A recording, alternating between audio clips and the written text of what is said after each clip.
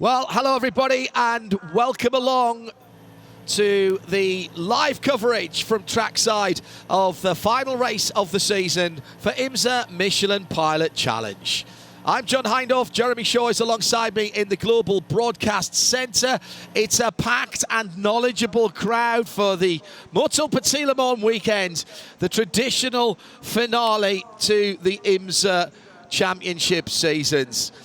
It's been a long road from all the way back in January and the Rolex 24 at Daytona when these competitors had one of two 4-hour races. The second at a brand new venue for them this year as we had the 4-hour race into the darkness at Indianapolis.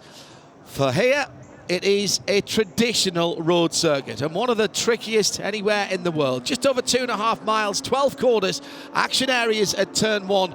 Right through the S's, it's pretty much follow my leader before you climb up to turn 5. Maybe an overtaking manoeuvre at turn 6.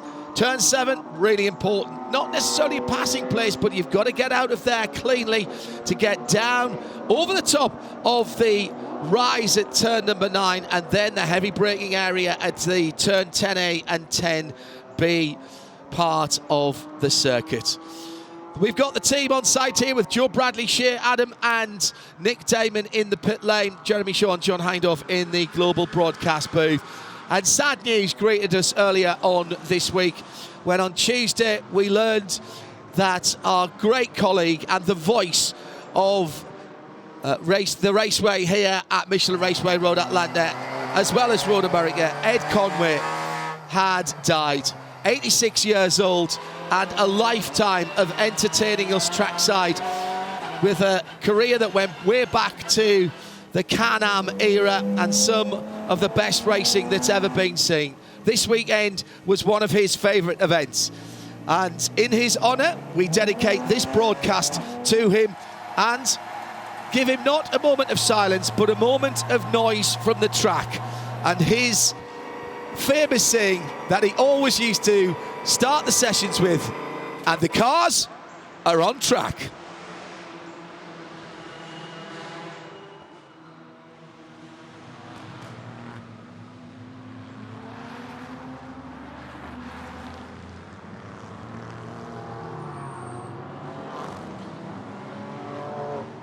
Mr. Conway, we have enjoyed all of your stories down through the years. May you rest in peace, and condolences to his family and to the many friends he has in this paddock and paddocks throughout the USA. Jeremy Shaw, let's go racing and let's finish off the season in style. Tell me about the championships. Yeah, well, they're both up for grabs in GS and in TCR. In GS, we've got 3 cars covered by just 70 points.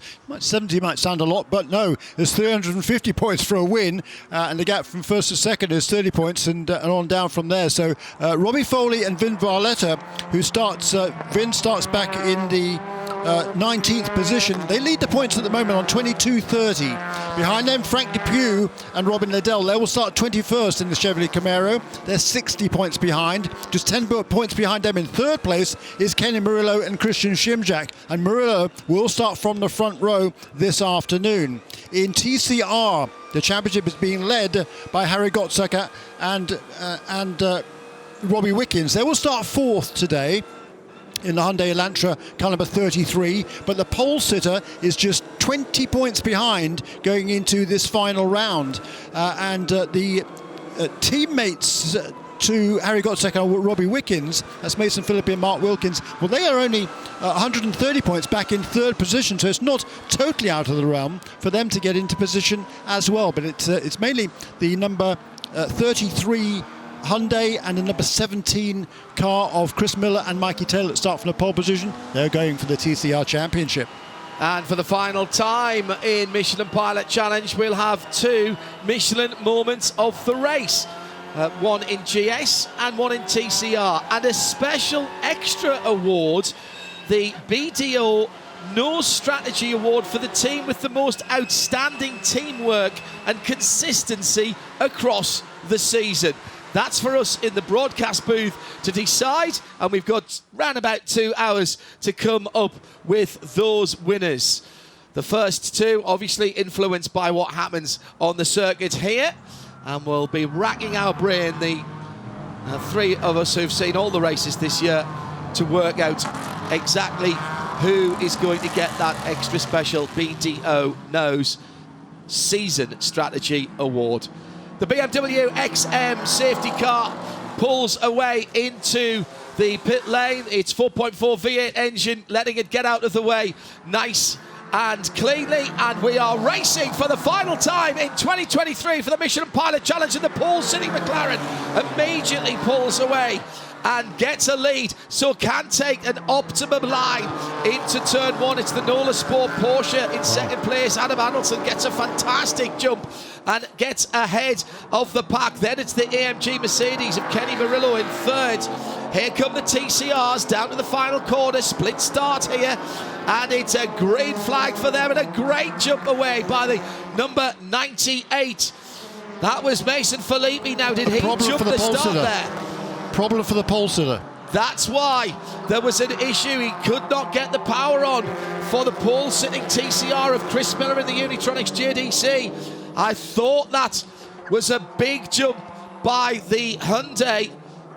Now, was he scored in the lead as he went across the line? Now, the fact that the 17's got a problem should mean that there won't be any penalty. Absolutely. So it's all right there, and then the green flag goes, and in fact it's the Van der Steur car actually pushing the pole sitter across the line. But even then it appeared that they weren't sure whether they could pass him before the line. Well, you're not supposed to, but it's clearly the 17 car broke as he put the power on, I think, as he accelerated. Full course yellow, we've got a track vehicle out right in front of the leader as he comes across the line, and had to react very quickly indeed for the Julie that pulled out from driver's right behind the wall, and Chris Miller is going no further. That will flat toe. Really good work by Alex Filsinger to react as the yellow flags came out at the start-finish line. The recovery vehicle, which is already with the stranded car, that was rolling and right into the path of the approaching leader of the race. Now, effectively, we neutralised the field here. I'm hearing from the pit lane that Joe Bradley's in the TCR side of things. The team have no word at all and no idea what the problem with the car that started on pole position. This has been designated as short yellow, Jeremy. Explain that first of all. Yeah, it just means that because it's within 15 minutes of the start of the race, the pits will not be opened. So no one is allowed to come into the pits without having to serve a penalty afterwards. But I think it's clearly maybe a drive shaft or a gearbox or something, I think, has failed on that number 17 car. What a heartbreak for that team. I mean, that has been the form team coming into this final round of the championship, won each of the last two races at VIR and Indianapolis, and was second in the race before that. And Chris Miller did a mighty job this morning in qualifying to put that car on the pole position with his final flying lap right at the end of the session. Pulled it out of nowhere. I think he was fourth going into that final lap, and he vaulted to the lead. But it looks like their race and, by extension, their championship hopes have been dashed right away. What a heartbreaker. So that car looks like it will, as I say, flat toe. So once that car is pulled out of harm's way, it's just at the top of the hill at turn 2, I think, at the moment. Yeah. Didn't seem to get much further than that. I tell you what, hats off there to right behind on the grid at the start of the race in TCR. In the third position was Brian Ortiz, and in car number 91. And hats off for him for staying in position there and not sort of trying to jinking to the left and then potentially taking somebody out. It could have been a disaster. Thankfully, Brian is very experienced, a really good driver, and it cost him a couple of positions, but it didn't cause a massive pileup, and that was hats off entirely to him for that. So as they come through, here's how the TCR grid got scrambled. Mason Filippi got the start from the outside of the front row for Brian Herter Autosport in the blue number 98. Teammate and championship leader Harry Gottsacker in the 33 is second. Bryson Morris in another Brian Herter Elantra is third. Brian Ortiz comes out of that in fourth in the blue and white number 91 Van der Steur racing car. And as Jeremy said, he was very, very clear of mind and sharp of thought there not to move. He realised what that could have done, I'm sure. And behind him, Jordan Wisely in the number 74 Hyundai. So the top five, all Hyundais. Then the two Rockwell Autosport Developments Audis, the 10 and the 15, sit in what is 6th and 7th for Preston Brown and Nick Loymans. And we've already got the Audi under tour. Hearing from the pit lane and Joe Bradley that the team think that may be transmission related, as Jeremy alluded to. Roy Block has the Alpha up in 8th, Mike Lamara in 9th for LA Honda World. That car's had problems. Started all the way at the back, that number 73. They've had all kinds of electrical issues and other issues, but he's already up into 9th place, picked his way through the potential carnage there. He's ahead of Dr. William Talley for the other car, the 7 machine in the LA Honda World Racing Equipe. Victor Gonzalez has the VGRT Hyundai in 11th, Sally McNulty in 12th for the Hyundai, and that's it, because Chris Miller is coming round on the back of a tow truck. And the good start, as you said, there by Mike Lamar in number 73, and also a good start there for Jordan Wisely, up into the 5th position in car number 74 for Daily Motorsport season. His very first season of racing is Jordan. He's an actor, producer in the entertainment industry. He lives in LA, and he was doing some filming at the opening round of the season on behalf of Hyundai. Went to Daytona. Absolutely didn't really know much about the sport before that. He did some motocross as a youngster, but he just got absolutely mesmerised and hooked on the sport. And turns out that the team, Daily Motorsports, is based just a few miles from where he was brought up in Oklahoma. And he got talking with them, and they invited him to come on to do a test. He had a great time. He loved it. He did a pretty good job as well. They said, okay, let's try and put something together. And this will be this weekend Jordan Wisely's 6th start only in this championship. His best qualifying yesterday, and a tremendous start, and up into 5th position. He'll be grinning from ear to ear in that car at the moment, trust me. Really good reading of what was going on ahead of him there, Jeremy, because at that point it really, you don't have time to think. You have to just react, and basically your reaction precedes the thought, and that was pretty good driving from him to pick his way through all of those people checking up, and I didn't see him hit anything. So yeah, really, really impressive. The safety car lights are out on the BMW. Safety car team will be very comfortable in that car. We had one earlier on this week, and can testify to it being very fast, very agile for such a big car, and really, really comfy. All right, cool. And sounds great with the 4.4 twin-turbo V8, as you might imagine. So perfect for the safety car role that it's playing, all-wheel drive as well.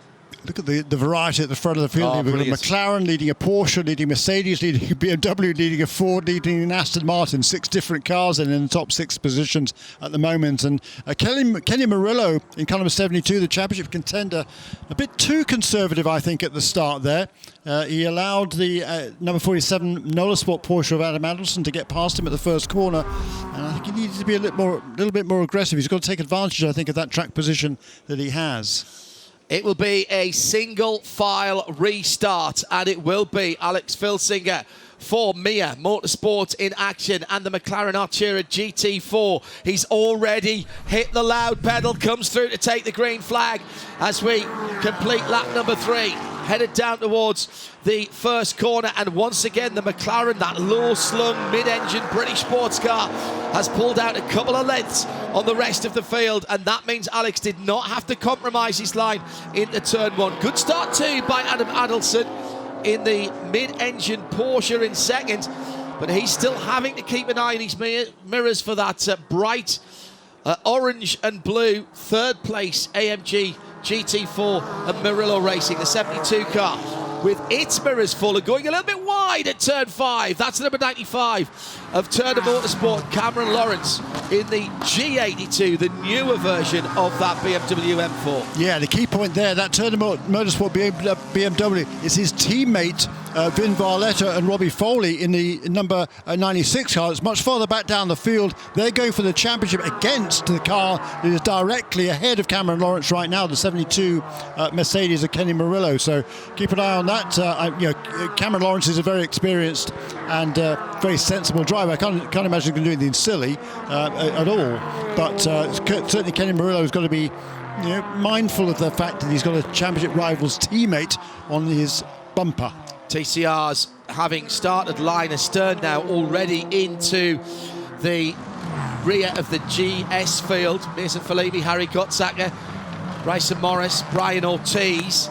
Brian Ortiz now in 4th position, cutting his way through. Frank Depew trying to stay out the way. And the last run in this championship, as the homologation is about to run out for the Chevy Camaro GT4. Waiting to hear what plans for Frank Depew and Rebel Rock Racing, Robin Liddell, who's been so instrumental in getting that programme together with the Urban Grid sponsorship. They were hoping for a Corvette GTD car, but that hasn't come to fruition. So waiting to hear whether they are staying with the bow tie in some way, shape or form, or whether they are going to have to change manufacturers, but definitely want to be back racing in 2024. The second place, Harry Gotzacker, Brian Hartensport, Elantra, has a great view going into turn 6 of the leader. That's the number 98 car, Mason Filippi, who leads. And again, this is difficult for the TCRs. They don't run absolutely full power here in IMSA. They're at about 93% to try and get some performance difference between the GS cars and the TCRs, because they are running on the same piece of racetrack. Cross the line, the leader goes through as we've lost. The Ford's gone off. The 13 machine has gone off. That is at turn 7, and there's some damage to the front of that car. Just saw that flash up on the timing screen. And where was that car running at the time? 5th. Yeah, I thought so, Jeremy. So what has happened there? Turn 7 to go off that far is quite unusual. To see the damage on the front of that car. It's the Macumbi Macaleer racing car for Jensen Altsman, who started that car. Chad Macumbi, man with his name above the door. It's not moved, and we're covering it with a stationary yellow at the moment. Been a decent start by Jensen. He's trying to roll that car around at the moment. Meantime, battling at the front of the field. AMG versus BMW. Cameron Lawrence and Kenny Murillo, and Murillo goes through in the blue, white and yellow machine. Excuse me, Cameron Lawrence goes through in the blue, white and yellow BMW ahead of Murillo, and that's a new 3rd place. Well, it was a little bit of a hip and shoulder on Jensen Altsman there from, was that Rory van der Steur in the Aston that was right alongside him? Yes, it was. And that is what has pushed him into the tyre wall at turn 7. It's really unusual to see somebody get that far out, but side by side. And I just wonder if there was a clip on the right front wheel and Michelin tyre of Jensen's Mustang, and it might have broken the steering arm, which has pushed him off the track. The camber on the front wheels, the bottom of the front wheels stick out more than the top, and if you get wheel-to-wheel contact, you can break a steering arm. The fielder coming through there, and Van der Steur's gone down the inside. There's a yellow flag there, And he's just done exactly the same thing to Kenny Murillo at the same point with a yellow flag at the corner. So Rory van der Steur with 2 incidents at turn 7, one on the way out, which has got a car off the track there, and one at the apex. The yellow flag is out. So that is, well, that's going to be looked at by race control, and Kenny Murillo will be absolutely fuming about that. Yeah. With the yellow flag flying into the right-hander at turn 7 to cover Jensen Altman. We have gone now, Jeremy, full course yellow. Yeah, Van der Steur just set the fastest lap of the race last time around, and clearly was a bit too fired up there. And you know what you have to. He's a young driver, but you've got to respect the championship contenders in my book. Yeah, you want to make passes, that's fine. But look, Kenny Murillo is fighting for a championship here, and you don't want to be making contact. And under yellow, it's particularly inexcusable. I think the world of Rory. I think he's a really talented young man. He and Austin McCusker have done a nice job this season, but maybe he's trying to get out of the way there, but he shouldn't have been alongside in the first place, quite frankly. Let's take this opportunity. Both of those incidents, by the way, have been reviewed by race control. Let's take the opportunity while that happens. Kenny's dropped back into the pack. Let's go down to Nick Damon first of all. We posed a question about why the number 73 Honda had started so far back. Now, they did make a little bit of hay, Nick, during that kerfuffle at the start of the race, the original green flag. What's the word from the LA Honda World team? Well, with Ryan Eversley, Ryan, first of all, you had a terrible practice sessions. Obviously, the car is running. Is it actually fixed? Yeah, we traced it back to several pairs of faulty coils, and there's a lot of problems that we kind of went through to find it, and it worked out really well. So far the car's running pretty fast, and Mike's kind of learning what the shift points are, where to brake, because this car didn't do a single lap all weekend. So I'll figure it out in the stint. Fortunately, Mike's doing a good job. He's already moved into the top 10, and I don't would be surprised if we get a top 5 out of this thing, but there's some hard-charging people fighting for a championship out there. We don't want to get in the way of that, but the LA Honda World guys worked all night, figured it out, and we got a race car, so I'm happy about that. Team up on the wall at the moment. Is that just a precaution? Yeah, we were hoping to do the splash for before that yellow came out, if we could beat the car around, but the pace car or the yellow came out too quick. So our FL5 Civic's biggest problem since the debut has been fuel cell capacity size. So we're a little short on fuel, so we're just going to go ahead and start topping it up now. We want to be able to run the last 45 to 50 minutes at full pace, not saving anything. So trying to get ahead of that now since we're near the back anyway. Great stuff. Thank you, Ryan. Thanks, guys. Roy Block has literally just been in the pits in the number 5 KMW Alfa Romeo, the only Alfa Romeo in the TCR field. He's took on fuel. His teammate Tim Lewis watched on. Tim, I think you guys got in just before that went full course caution. Yes, I believe we did. Just a great strategy call by the team. Duncan's always bang on with his calls, and that just helps us further down the road with our fuel and our pit stop window. I do want to give well wishes to Michael Lewis. He's not here this weekend because of some unfortunate contact between us at Indy, and I feel bad about it, and I want to wish him well. Well, hopefully he's I'm sure he is watching and listening.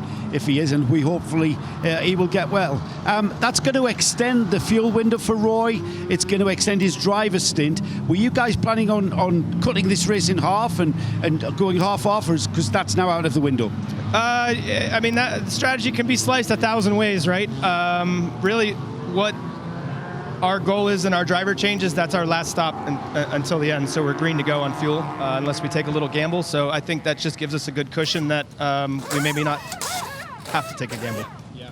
The saying is, Tim, that endurance races are won on the pit wall. And that was a great strategy call from you guys. Well done. Thanks, man. Pits are open for the GS cars. And taking advantage of that, Nick Damon is alongside a tyre change that's going on for the Turner BMW number 96. Yeah, I'm about 3 garages up, and I watched it, and suddenly they did seem to lay out tyres. I'm just wondering, I would put money, I think the rear right got changed. Pretty sure it did, actually, but, you quite well, but But apparently, it was both lefts that got changed. That's interesting. I mean, it's one of those wins where you're looking, your car comes in, you hop onto the wall, you look down, and you've seen the last remnants. But I'll go and find out what the overall thing was. But certainly it took some fuel, and they stopped. And obviously with those five bolt nuts, it takes a while. Yeah, good point. That is a championship contending car, of course. Yeah, and potentially a championship winning decision there by the team. I mean, yeah, we're how far into the race now? Nearly 20 minutes. 20 minutes into the race, so we're halfway through Vin Balletta's stint. He'll get out at the earliest opportunity and hand that car to Robbie Foley. Now, though, they'll need, the tyre change is done at least on one side, and less fuel to go in that car. So as quick as they can make their driver change, get Robbie Foley in and get back out underway again once the window is open. Once Vin has completed his minimum drive stint of 40 minutes. 40 minutes, correct. For this being the standard 2 hour competition. Well, there's going to be a bit of sorting out to do with those two interviews. The sad sight over on the pit lane, or behind the pit lane to our left, of the number 17 Unitronics Audi being pushed into its awning, and the JDC Miller Motorsports mechanics looking down at drive shafts, both sides of the 2-litre turbocharged 4-cylinder engine mounted transversely in that Audi. It's a great formula, TCR, and since IMSA have adopted it as the touring car formula, it's been great for us. Fabulous entertainment. Lots of different manufacturers build these cars for the global TCR and national TCR championships. It's a fairly simple formula, 4 or 5 doors and 2-litre 4-cylinder turbocharged engine, and basically after that, have at it. Could be a saloon, could be a hatchback, and it's been very popular indeed. Robbie Foley is going to explain to Nick Damon exactly what those tactics were for the number 96 car with Vin Balletta on board. Robbie, you pulled Vin in the pits quite early. I mean, I was looking from a distance. I couldn't quite see how many tyres you changed and which ones. Potentially all of them, and we're setting ourselves up for later, trying to take advantage of some strategy options. Yeah, we'll see what happens. Is every single car here on a single stop and a splash? No one can do it just a single stop. It's going to be tough. We'll have to see how the yellows come, but from here, it's for us at least, no. And how are you judging this race? It wasn't the greatest qualifying, and you're obviously big title contenders. How are you taking it on as we go through this period? Yeah, just like a normal race, honestly. We haven't had the ultimate pace this weekend, which is unfortunate, obviously. But, yeah, these guys, Don and Steven on the box and all the Turner Motorsport guys give us a great strategy all the time. So if we can get ourselves forward in the field towards the front, I think we'll be okay. So is this why the first thing you do is try and get an alternate strategy to give you that advantage? Yeah, maybe you'll see us jump forward later on. That's the goal. That'll be great stuff. Best of luck. Thanks. Time and time again, Don Salama, the strategist there for Turner Motorsport, has done exactly that same, pulled exactly that same strategy, and generally works out in his favour because their next stop, when they make it, will be shorter than most other drivers. And Robbie Foley, we know how good and how fast he is. He spent several years driving alongside Bill Oblin. He learned a ton from Bill, who is one of the best tutors and mentors in this business, no question about that. But Robbie Foley has taken everything on board really well. He's a very impressive driver now in his own right, and going for this championship today in that number 96 BMW. Right, we're about to go back racing, Jeremy. Let's try and get into a bit of a rhythm here. That's what we're hoping. The Elliott Honda World number 73 TCR we just heard there took a splash trying to get that car to the end. Not the biggest of fuel cells in that car. I'm surprised to hear that. No, that's actually don't honestly, understand that one. I think that's a red herring. Okay. But if you're out on a racetrack and wondering why there's been some overtaking going on there amongst the cars at the back of the pack, if you're new to IMSA competition, what's going past there is what's called the class split. The GS cars, at least theoretically, are faster than the TCRs. And when we get ready for the restart, all the GS cars will be in a train, all the cars on the lead lap at least. which is 23 of them now, with Jensen Holtzman out of the race, unfortunately.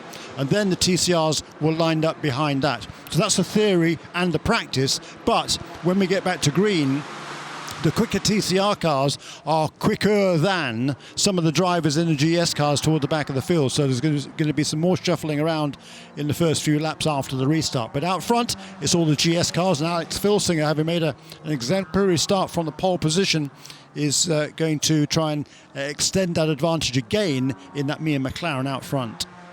In the air, it's 68 Fahrenheit, 20 degrees Celsius. On the track, 25 degrees Celsius, 77 Fahrenheit. Pretty good conditions to go motor racing. The Michelin tyres getting back up to temperature and pressure. And here we go again for the third green flag of the Fox Factory 120. And another brilliant start by Alex Filsinger. He's got plenty of practice of this. So the Mia McLaren clears off around about 6 or 7 cars lengths. The battle for second is between Porsche and BMW. Adam Adelson for Nola Sport and Cameron Lawrence for Turner Motorsport. The GS field then back underway. Team TGM and Hugh Plum right in behind. That's Bryce Ward and the new colours of Winward for this race. This is breast cancer awareness. They won the last race out. British teams are superstitious, but Bryce and the team had committed to some fundraising and some awareness raising for a very good cause. And despite a winning car last time around, they've gone with it. And Bryce, with one of his best qualifying performances of his career. His best. Right, okay. Not one of, yeah. Right, the best of his career. And he's got close company at the moment with Hugh Plum sitting in behind that black and pink car. Incident responsibility with Jensen Holtzman for the car number 19. That's Rory van der Steur in 4th place at the moment. And that will be a drive-through. That is one of 2 incidents that were being looked at that involved that car. They will be looked at in chronological order. There's Bryce going through turn 1 in that distinctive pink and black car. That is the battle for 4th and 5th now with Sean McAllister and the BMW of Carbon with Peregrine. The green and grey car following them. Charles Esplanade right there as well. Charles has been drafted in as a bit of a super sub, and he's done a cracking job, very experienced with the car, as in comes Rory van der Steur to serve his first penalty. I suspect there might be another one coming. It's going to take him way out of contention, of course. Filsinger leads by 1.5 seconds. Battles for 2nd and 3rd between Porsche and BMW, and then Bryce Ward had a horrible start to the race at Indianapolis. Had to avoid an accident and then went off the track, helped off the track, it should be said.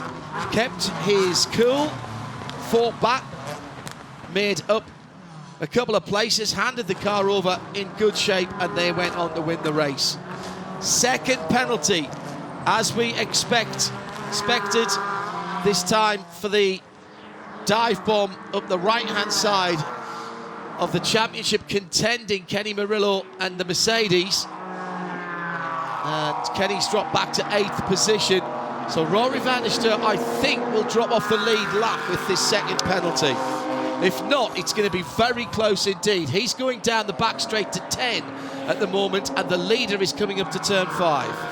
Yeah, it's certainly going to be pretty close. He's going to have to get a move on. He's not going to serve the penalty this time around, van der Steur. But, yeah, he's got his work cut out from here. He might just be able to do another drive-through and stay on the lead lap. And then, of course, then, if there is another full course caution, it'll bunch up the field. And if he can stay on the lead lap, he's still not out of this by any means, because we know the car is fast. He's actually set the fastest lap of the race, a 127.66, and his young teammate Austin McCusker is equally talented and fast. Yeah. So no reason why, all things being equal, they can't get themselves back into the contention for this win. The two Toyota GR Gazoo Racing Supras are side by side for position. The Gazoo Racing coloured car, the red, white and black machine, just perhaps with the advantage down the outside as somebody's gone off ahead of them into the gravel.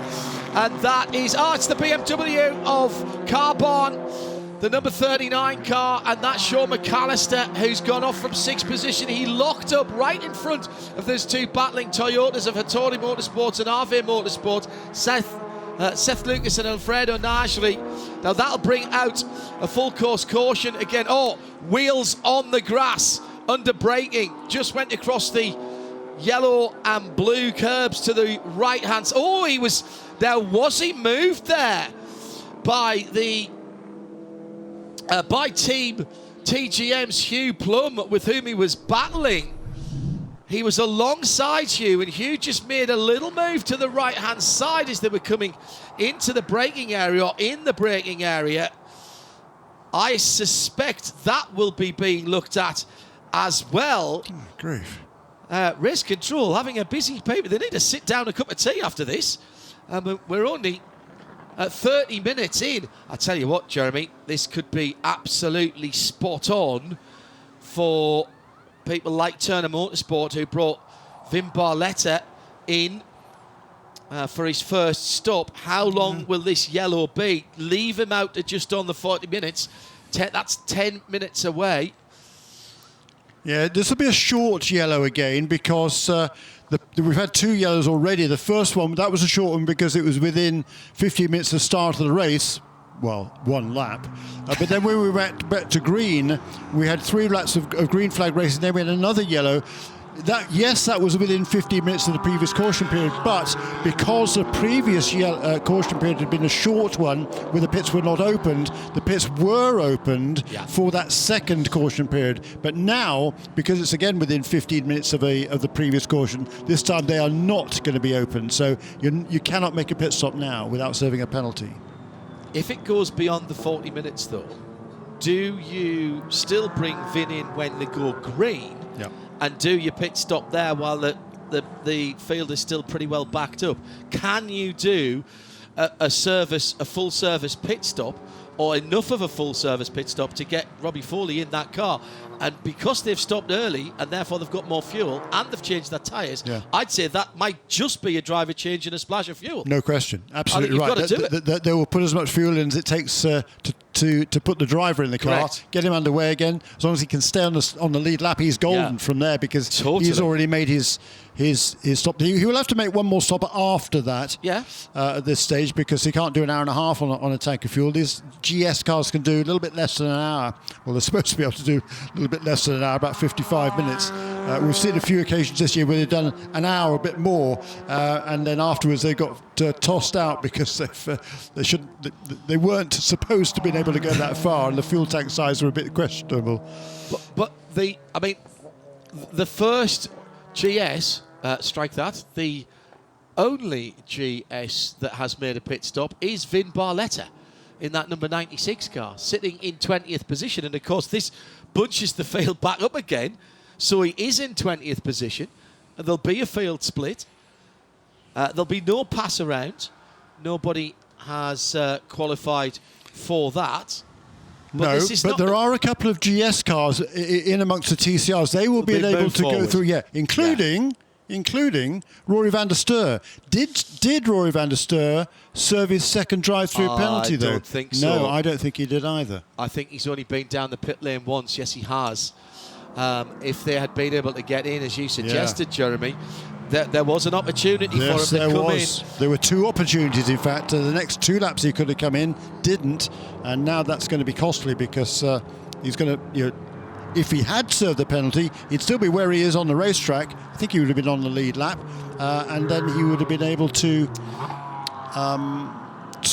move ahead of the TCRs at the restart. Now that option is gone. Just wonder whether we're worried about how tight that was going to be to lose the lead lap. Final outing for the Camaro. What a fan favourite that has been. Rebel Rock Racing and Frank Depew with Robin Liddell. What a second half of the season they've had. They're right in championship contention. Can they send this car off with a championship win? sounds great as well.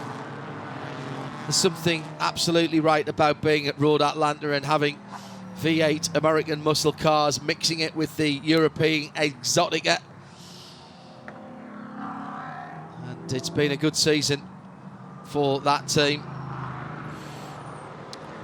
Robin Liddell always gives 100%, as we know, and Frank Depuy's job, and he knows it.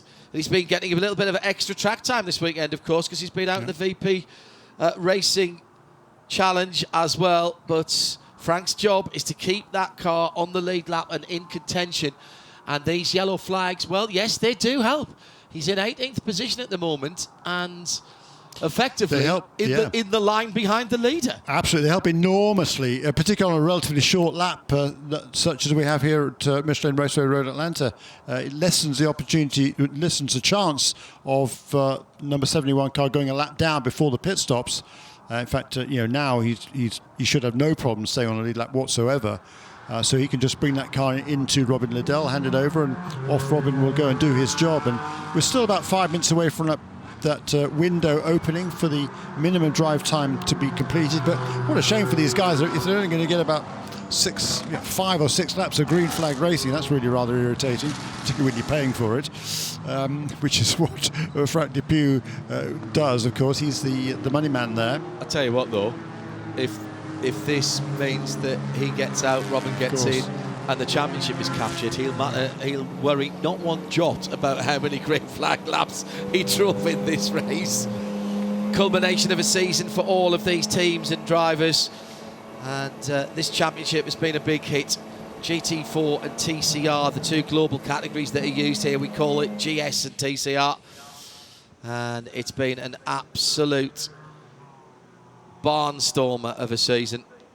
Yeah, unfortunately not the greatest of races this afternoon so far. Hopefully we've got some clean racing from here on. Well, we have seen that, haven't we, Jeremy, sometimes where there has been a little bit of a fractious start, shall we say. True. And then we've had, the last hour or the last hour and 15 minutes have been flat out.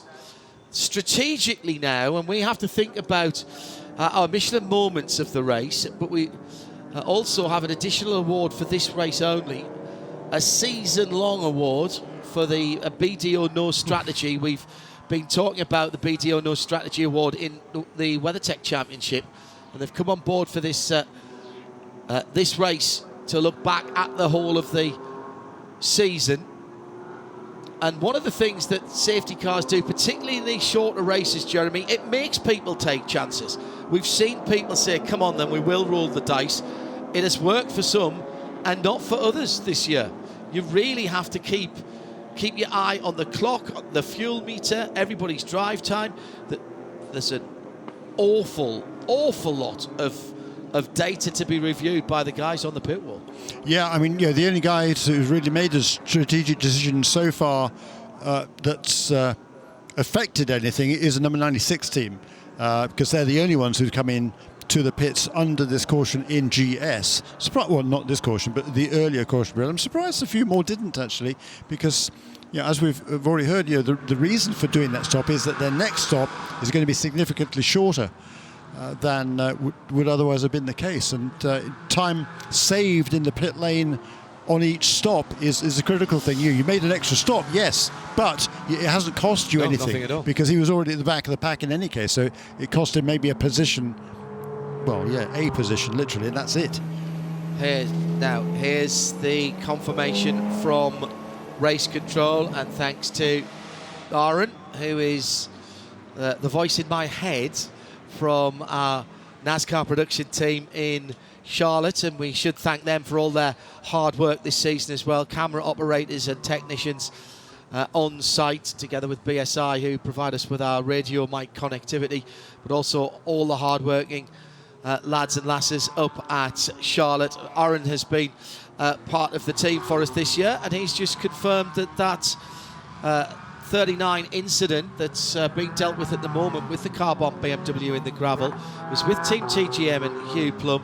That has been reviewed by race control at the moment to see if that requires any further action.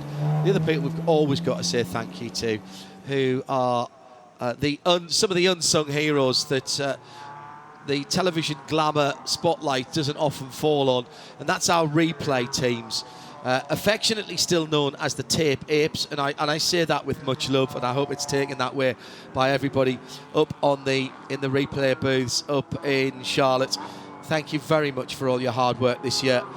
It's been stunning working with you again, and you providing us with such brilliant pictures to be across the world for this championship, and indeed all of our IMSA racing this season. Third position for Cameron Lawrence in the Turner Motorsport BMW, sitting in behind the leaders.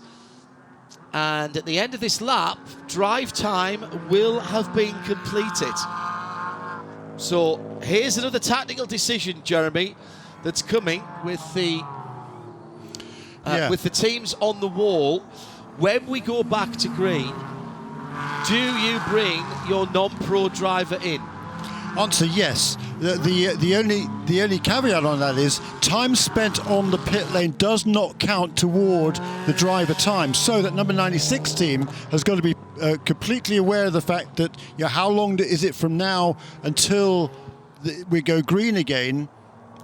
Because he spent some time in the pit lane already. Yes. So effectively add that to the drive time or subtract it, whichever way around it is. But he has to spend 40 minutes minimum on the racetrack, not the time spent in the pit lane. I think he's going to be okay on that one because we're over 40 minutes now, aren't we? Yeah, we're over 40 minutes, sign. and there's another. The stop was only maybe 45 seconds at the max, so he should be fine on that score. But that certainly is the one thing they have to take into account. But yeah, I think we're going to see a rash of pit stops here at the back of the GS field. The leaders I don't expect to see in the pit lane just yet. So basically, let's say it took 1 minute and 50 seconds for that drive through the pit lane, the splash of fuel, and the 4 new Michelin tyres, then Vin Barletta's drive time is 41 minutes and 51 seconds. Correct, there you go. Basically, that's the easiest way to think about it. And this is not, it's moot because we still haven't got that carbon car on the back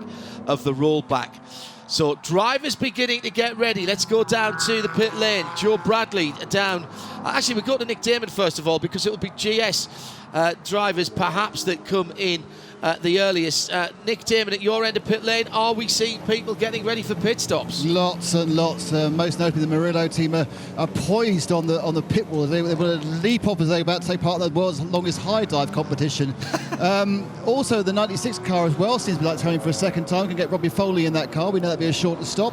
I'm actually standing on the wall at the Brian Herta Hyundai team, and they're not interested at all. The TCR is not even slightly interested in moving, but the GSs are thinking, this is our time.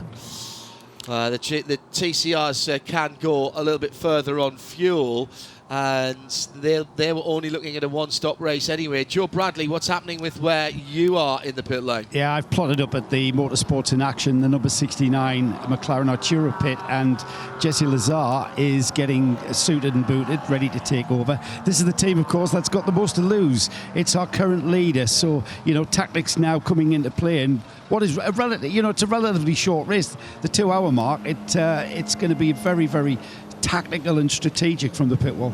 Yeah, but if you come in and make a pit stop now, irrespective of where you are in the field, it still puts you in good position later on, particularly through a more full course caution, because if there's another full course caution shortly after this one, the pits are going to be closed because that'll be a short yellow. Good point. As well. So I think we might well see just about everybody on the pit lane now in GS. The TCRs, their pit window is a bit longer. We've still got an hour and 15 minutes, hour and 16 minutes remaining in this race. The GS cars are for sure going to have to make another pit stop. TCRs are closer to being able to get to the end on just one stop, but they can't do an hour and 15, so they would need more caution. And plus, I think it's not a bad idea for the TCR cars to stay out because the pit lane is going to be really crowded, I think, in a few minutes' time. Yeah. And so lessen your opportunities to get involved in anything on the pit lane. And bear in mind, that is a completely open pit lane that we're talking about. It is not the split that you would get under a full course yellow opening of the pit lane. So Yeah. if all the GSs come in and you're a TCR car, you're going to come in to a pit lane that looks like I-85 on a Monday morning, and you really don't need that extra hassle. It also means that what you might see some of the TCR teams doing, Jeremy, is running longer into the second hour of the race. So what they've got to be careful that they don't fall foul of is the driver maximum time, which is 80 minutes. So they're stretching their fuel. They'll be looking for either another full course caution in around about 15 or 20 minutes time. But after that, they've then got to make the decision on the fuel and on the time. They cannot have their opening driver do more than 80 minutes. So there's an hour and 20 effectively into this race. At the moment, they've still got some tactical options and decisions to make in TCR and in GS. And things are going to have to, those decisions are going to have to be made now because the lights are off on the BMW XM safety car as it comes round to turn number 6. Probably listening to us on 98.1 Road Atlanta FM with a very lovely sound system in that car. Now I am hearing, well, let's have a look actually, down into the pit lane to my left. Can I see whether the pit's closed light is on at the top of the hill? I think the pits might have just been opened. So does anybody follow in the safety car? That's the question. I'm not sure that is allowed. You're not allowed to pass the safety car, of course. Pits open all cars is the word from race control. So do you even take the green flag now if you're further back down the field, or do you dive straight in? Alex Filsinger is not coming in. He's got another great restart for the Motorsport in Actions McLaren, but the BMWs are coming in behind. The two Murillo cars are side by side and outbraking each other into the pit lane speed limit. I think they might have swapped positions there. That might be just to get the correct spots in the pit lane as they're following the BMW XM into the pit lane. So they've peeled in straight away. Also coming in, the Core Motorsport number 59 Mustang.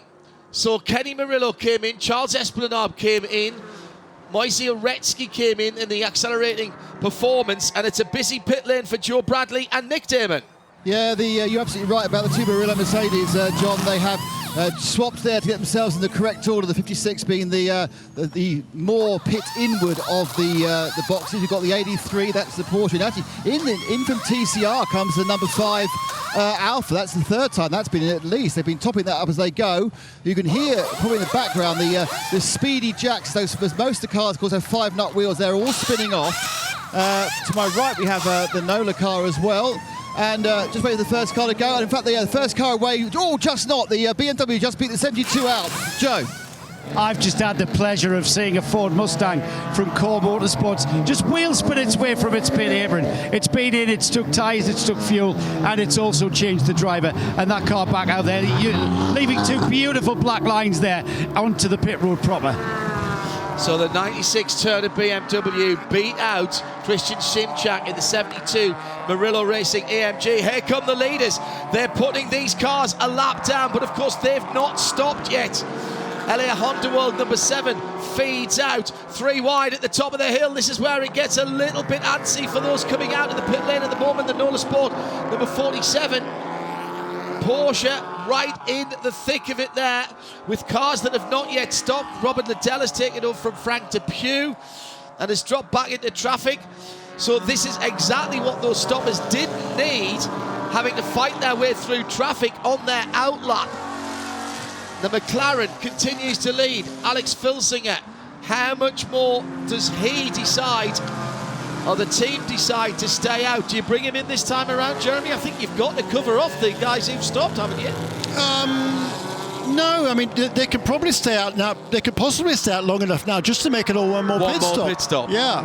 So no, I think at this stage those cars that are staying out there now. I mean, the cars that came in, they're the guys. They're the teams with one driver, i.e. the second driver, who is significantly quicker than the first driver. So get the quicker driver in as soon as you possibly can. The timing screen is a jumble of TCRs and GSs at the moment. The first car on the track that has made a pit stop is actually a TCR car. It's the Bryson Morris at number 1. Bryson now behind the wheel of the number 1 car, and he's in 14th position overall. The best paced GS that has made a pit stop actually has made 2 pit stops, but that's Rory van der Steur. He's been in since the start, but Robbie Foley is the best placed GS car that has made proper pit stops rather than drive-throughs. He's down in 22nd position at the moment with Christian Šimčák and Murillo Racing. That was effectively, as they came out, the battle for the lead of the race on pit stops. Correct, and championship, because those are 2 championship contenders. On that out lap, Robbie Foley made up a lot of ground on Christian Šimčák. They came out pretty much nose to tail, but there were 5 seconds between them at the end of that lap. So Robbie getting ahead and getting out there quickly was very, very impressive indeed. Passing under yellow will be a drive-through penalty for the Stephen Cameron Racing number 43 BMW. So that car will have to come down through pit lane. No service allowed on that car. So this is absolutely fascinating now as the Nola Sport Porsche number 47 goes through in 2nd place. Adam Adelson not yet stopped.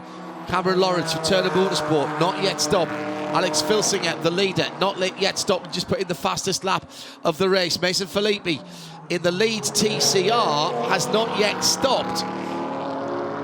But he's only a couple of seconds ahead of Bryson Morris, who has stopped. Wow, now this is tactically, we've got all kinds of different strategies playing out here. And at the front of the field, Alex Filsinger will be trying to get this car about, I reckon, another 10 minutes. So we're talking 6 a bit more than that. Do you think more? Yeah, do you think they can only do about 45? No, we're an hour and 8 to go. So under 40 minutes to go?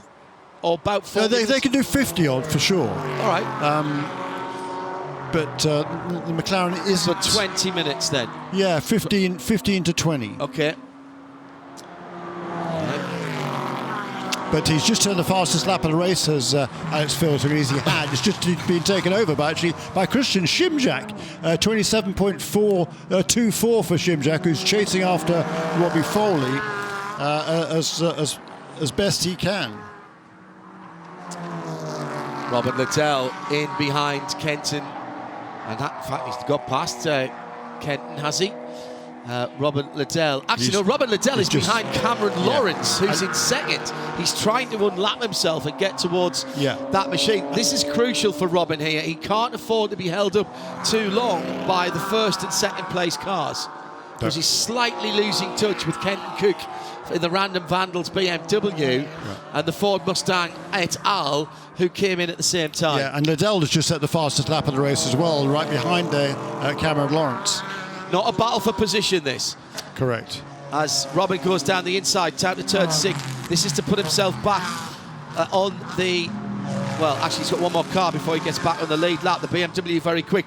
Joe Bradley down in the pit lane with news of a damaged car. Yeah, the number 5 Alfa, the KMW car, just come by me there. No headlight in the left-hand side and looked like a bit of damage on the front left corner. It's way down the pits. I think Shea's heading down there now to take over from Nick.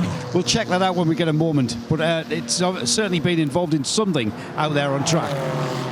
A note from our collective wisdom.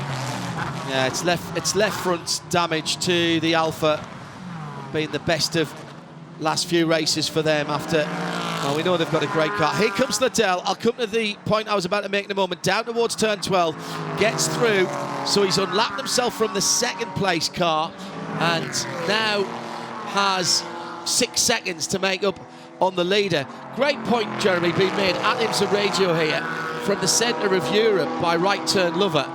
He said, I'm supposing that Robbie Foley didn't take tyres when they came in and therefore had hot-ish tyres when they came out, and hence that they got up to temperature a little bit quicker on that opening lap when he pulled out the 5 seconds. I think that's a fair point, actually. Oh, absolutely. Yeah, and that played into the strategy call that we were talking about earlier on. Precisely. That's exactly why they made that stop earlier on. Well, the two reasons. Number one, get fresh tyres on that car. It only did, 2 or 3 laps of green after that tyre change, plus less fuel, plus everything else. It was just everything playing into their favour. It was a really good stop there by Michelin Racing to get Shimjak out as quickly as they did. And now who's the fastest lap in the race now? It's Luca Mars, I think it is. 26.6 there for car number 59, and he's running effectively 1, 2, 3, 4, fifth of those cars that have made a stop. They're led by Robbie Foley of the cars that have pit stopped in 21st position. Then Christian Shimjak in the number 72 Mercedes. Then Eric Foss, the teammate to Shimjak in 56. Then Spencer Pompelli in number 83 Porsche for BGB. Then Luca Mars in the Ford number 59. Then Kenton Cook, and then Robin Liddell. So Robin Liddell's a long way back of the other 2 championship contenders at the moment, but he's absolutely flying. And a pit lane speed violation for the number 10 Alex Rockwell driven Audi. That's just left the pit lane. The Alpha's gone back out as well with Tim Lewis on board, despite being less than pristine. Alex Filsinger now with about 64 minutes to run to the checkered flag. He can't do all of that.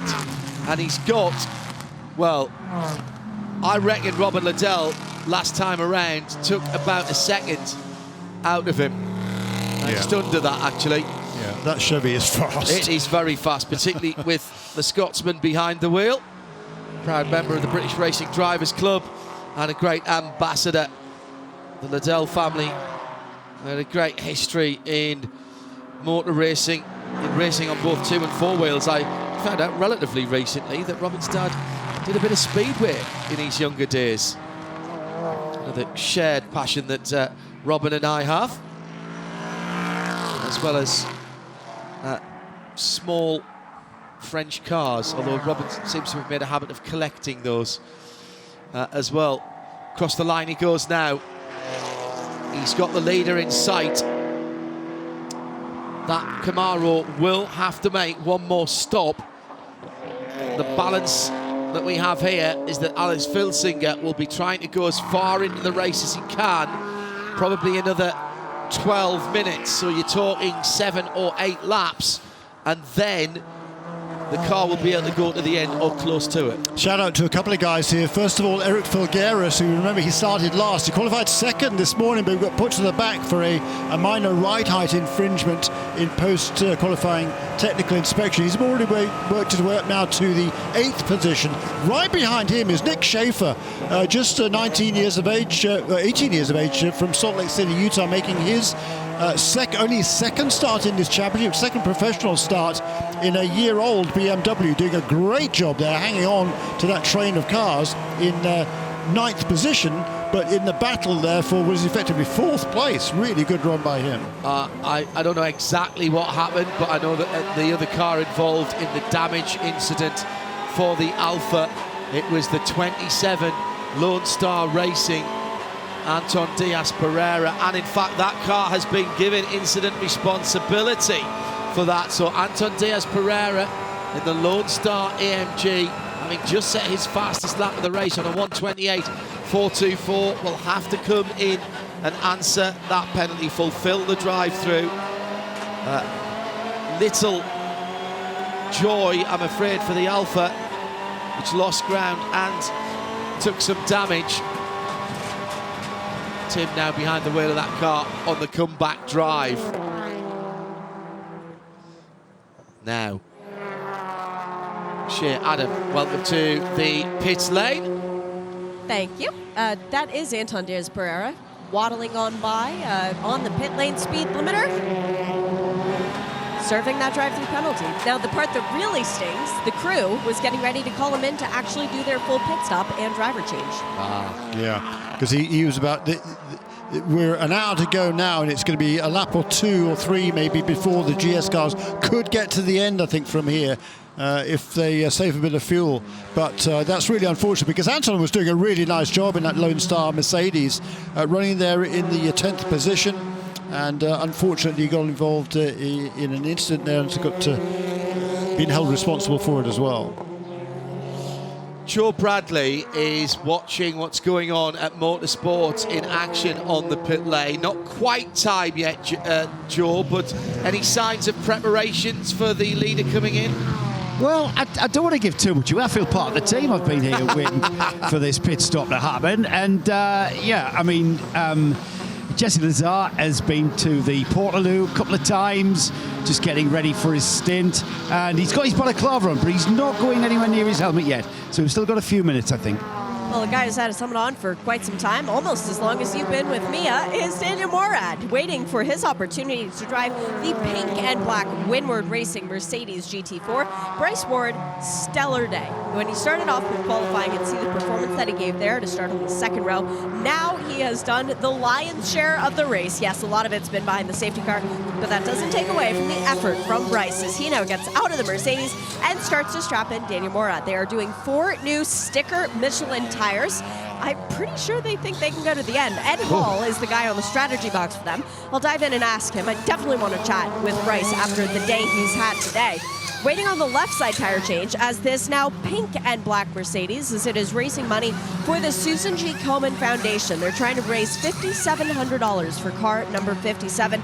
Race winner twice this year. Fueling stops, car drops off the air hose. Oh, and there's a very near collision as Anton Diaz-Pereira is coming into his box. That was an unsafe release from Windward, and as such, Anton Diaz-Pereira had to jam on the brakes to avoid hitting him. I think that might be a penalty for Windward. Oh, they didn't need that. Thank you, Shea. Great battle going on in TCR with the strategy all over the place. The leading TCR car is the 98 of Mason Filippi. He's not yet stopped, but could stop now and go to the end of the race. Brian Ortiz in second in the number 91.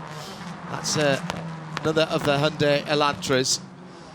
LA Honda World in 5th place now for Mike Lamara. He's just done his fastest lap of the race. And meantime, Robin Liddell has unlapped himself on pace from the leader, although he's been held up at the moment by that 57 Mercedes. Now that is a battle for position, I think. And Robin's gone through at turn number 7. So they are both just ahead of the race leader, who will be making his stop shortly.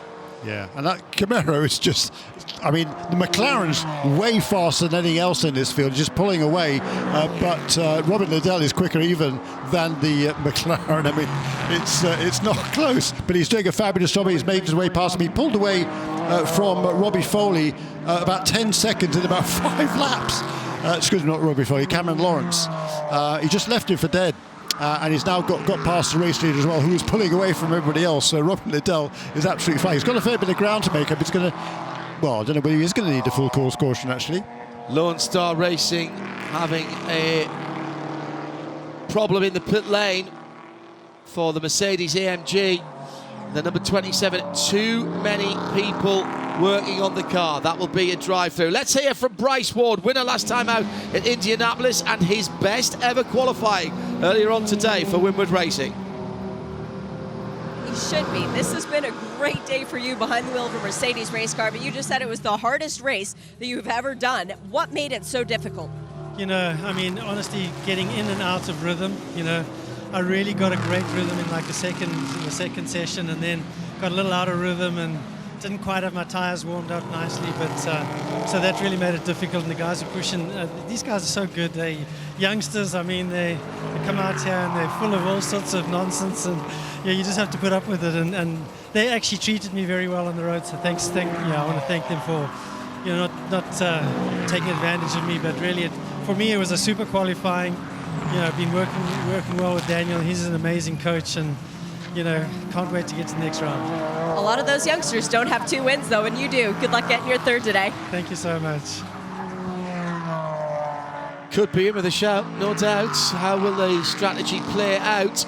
Phil Singer goes through. 56 minutes remaining in the motor race. So here's how it stands then, with the top 7 in GS not having stopped in the race so far, because our response just peeled off into the pits there. So Alex Filsinger leads. Yeah, and I would expect him in the pits, John, within the next couple of laps. Correct.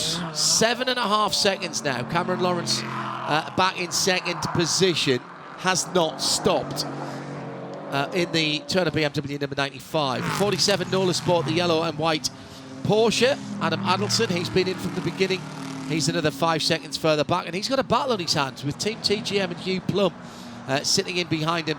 And also there is the Hattori Motorsport Seth Lucas driven at number 50. That's the Toyota GR Supra. Then another second further back, Alfredo Najri in the second of those cars. Then 5 seconds further back, the 77 Stephen Cameron car.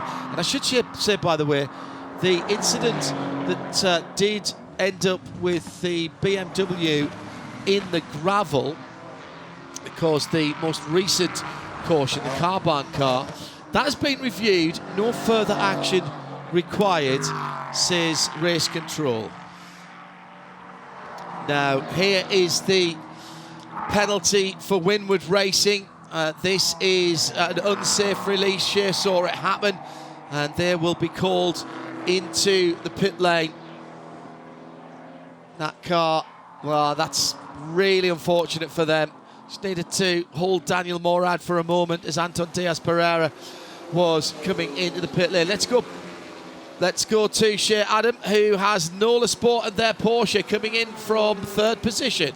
Another one of the drivers who's done a very good job today is Adam Adelson, and his time is over Elliot's gear.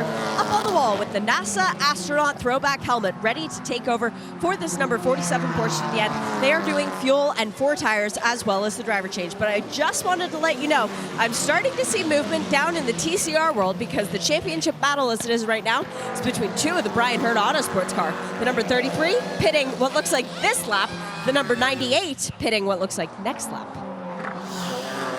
Any of the TCRs that stop now will be fine on fuel to go to the end from here. We have 53 minutes, a little over, 53 in about 10 seconds right now.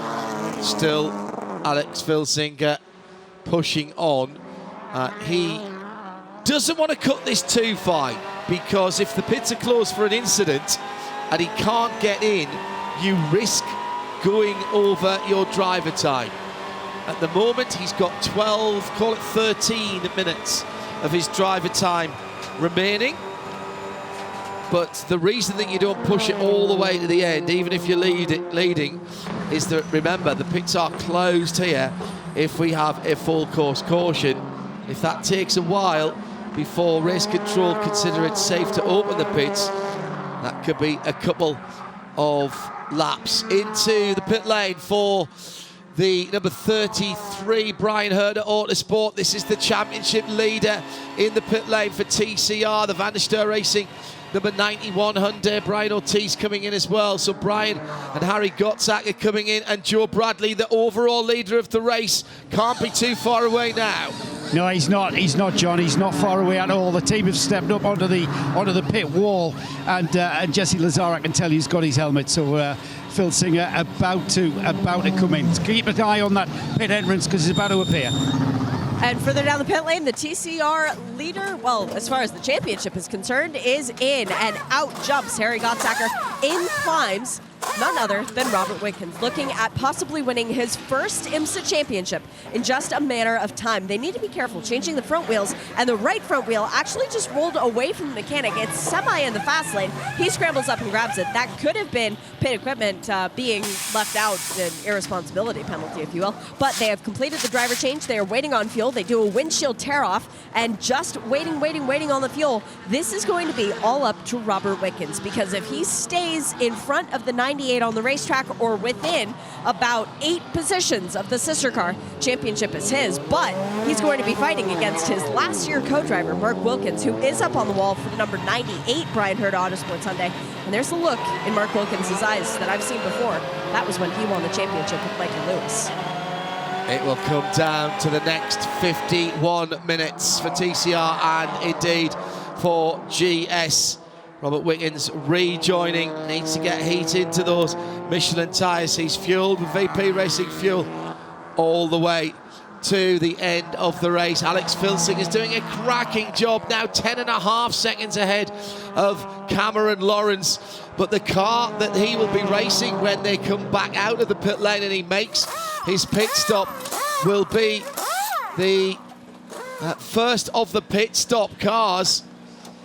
And keep an eye on Robbie Fawley and Christian Simchak as they will be coming around. More pit stop. This is the other car involved in the championship fight, the number 98 car. Mason Filippi brought that car in.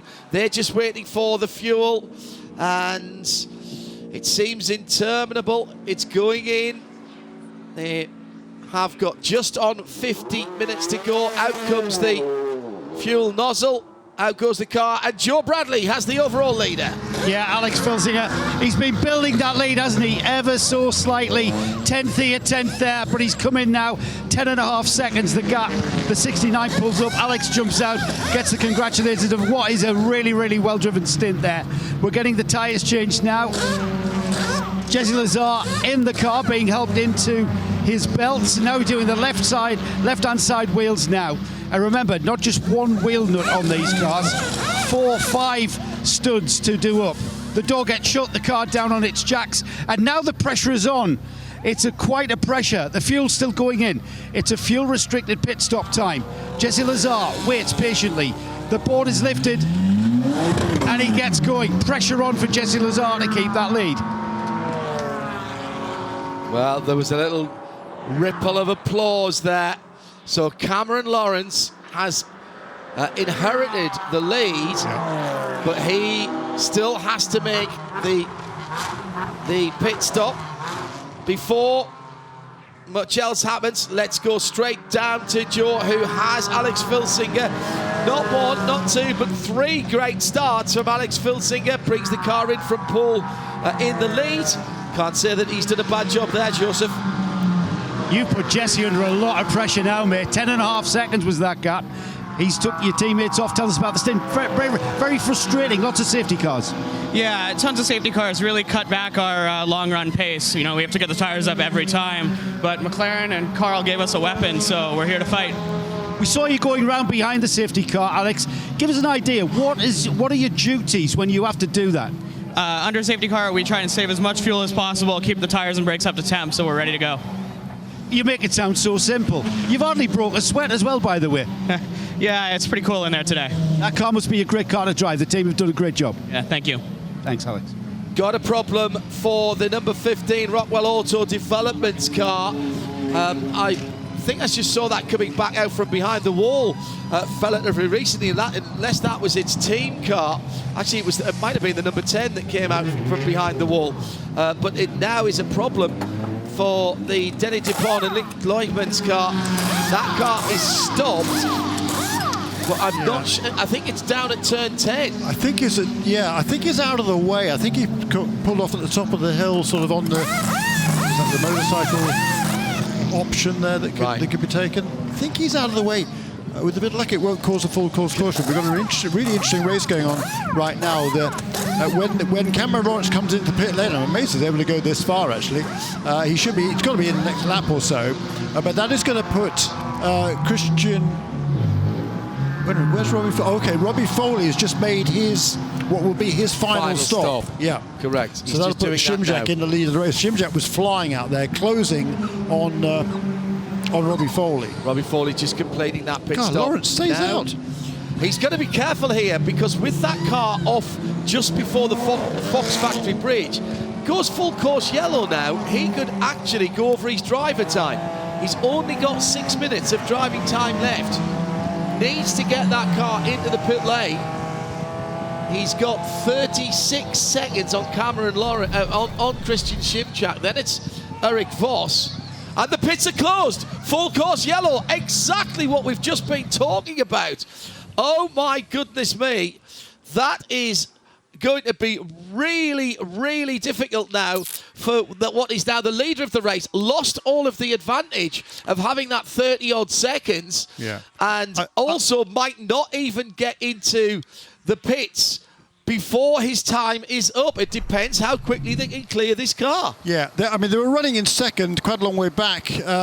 Odd that they wouldn't have brought him in earlier on, but this certainly plays in so far as the championship is concerned. This very much plays into the hands of Robbie Foley, who has now made his final pit stop, will be on the lead lap and should be in really, really good shape. Let's take this opportunity while the cars pack up behind the BMW XM safety car to hear from some drivers. Mason Filippi is out of the car after his first stint. Shea Adam is with him. Mason, you came into this race today third in the championship, needing some misfortune from two cars. Well, misfortune has struck one of them. The other one is your sister car, and all you guys can do is go out there and win the race. How alleviating is it to know that you and Mark just have to do your best? It's great. I mean, Chris put an awesome Hyundai Elantra and TCR car together, and Brian Hero Autosports, amazing crew. In our 98, we'd had a great stop. We were leading the whole race, and so it'll be really fun to watch the end of the race here. We can just hope for the best. We're going to do our best. I know our entire crew is doing our best, but it should be a great race. Is it more nerve-wracking to be out of the car? I mean, I know you've won this race before, so what's it like watching your co-driver take it to the flag? I mean, Mark's awesome, so I love watching Mark race. I do wish a little bit that I was in the car finishing, but it's awesome to compete with Mark and drive with him, and he's taught me so much this year, so really happy. Good luck the rest of the way. Thank you. Yeah, good stuff. Shea Adam, Joe Bradley in the pit lane, Jeremy Shaw, John Hindhaugh for the last 3/4 of an hour of the Michelin Pilot Challenge season for 2023. So Cameron Lawrence and Turner Motorsport, they don't get it wrong, but this is going to be tight for them. They've got 4 minutes to get that pit lane open and get into it. We talked about They're probably going. Excuse me, John. They're probably going to have to come in under this caution period, even though the pits are closed, and serve the penalty afterwards. Otherwise, they're going to be excluded from the race effectively. They will get nothing. They will get nothing out of it. Yeah, but if they come in now on this lap, because otherwise another lap, I think they'll have exceeded the limit most likely. The good news is the number 15 Audi is being pulled back to the pit lane, so it might clear a little bit quicker. We talked about the Super Sub earlier on, a man who has plenty of experience of the AMG Mercedes, the GT4 car. He is with Joe Bradley now, and I'm talking, of course, about Charles Esplanade, used to the GT3 car, actually, rather than the GT4, Joe. Yeah, I think he's driven pretty much everything over the years. Charles, the two Murillo cars came in the pits early, very early, but also I wanted to clarify something. Did you guys swap positions coming into the pits for those stops? Yes, we did. Right. Can you let us into that, what the tactic is? Yeah, the 72 cars stage ahead of us, obviously in the championship, and so it just made sense for the pit, so we could be in line and not be in each other's way, so to speak. Right, so that was what that was about. It's about getting the championship contender in and out very cleanly. Yes, for sure. Right, and so your cars just need a splash of fuel, I would imagine, to get the finish. It looks like it. Yeah, we got good strategy calls from the guys here at Murillo Racing, and we'll see how it plays out at the end. Great to see you here, mate, in the IMSA paddock. How are you finding it? Oh, I love it. It's great to come and see old friends, old competitors. Some of them are still friendly, and the officials. We go way back, obviously racing in the States, and being in Europe, hanging out with you guys. It's great to come back, and I got to try and do it more than every 4 years. Yeah. Will we see you in Kuwait? Yes, for sure. That's for the 24-inch endurance series, of course. Yep, we'll do the full Middle Eastern Championship. Oh, great stuff, great stuff. Thanks, Charles. Thanks for that insight. I know you didn't get too much away, but that's great tactics then. Yeah, okay, great, thanks. Makes perfect sense. Otherwise, they would have had to drive around each other in the pit lane. And That's potentially fraught with danger.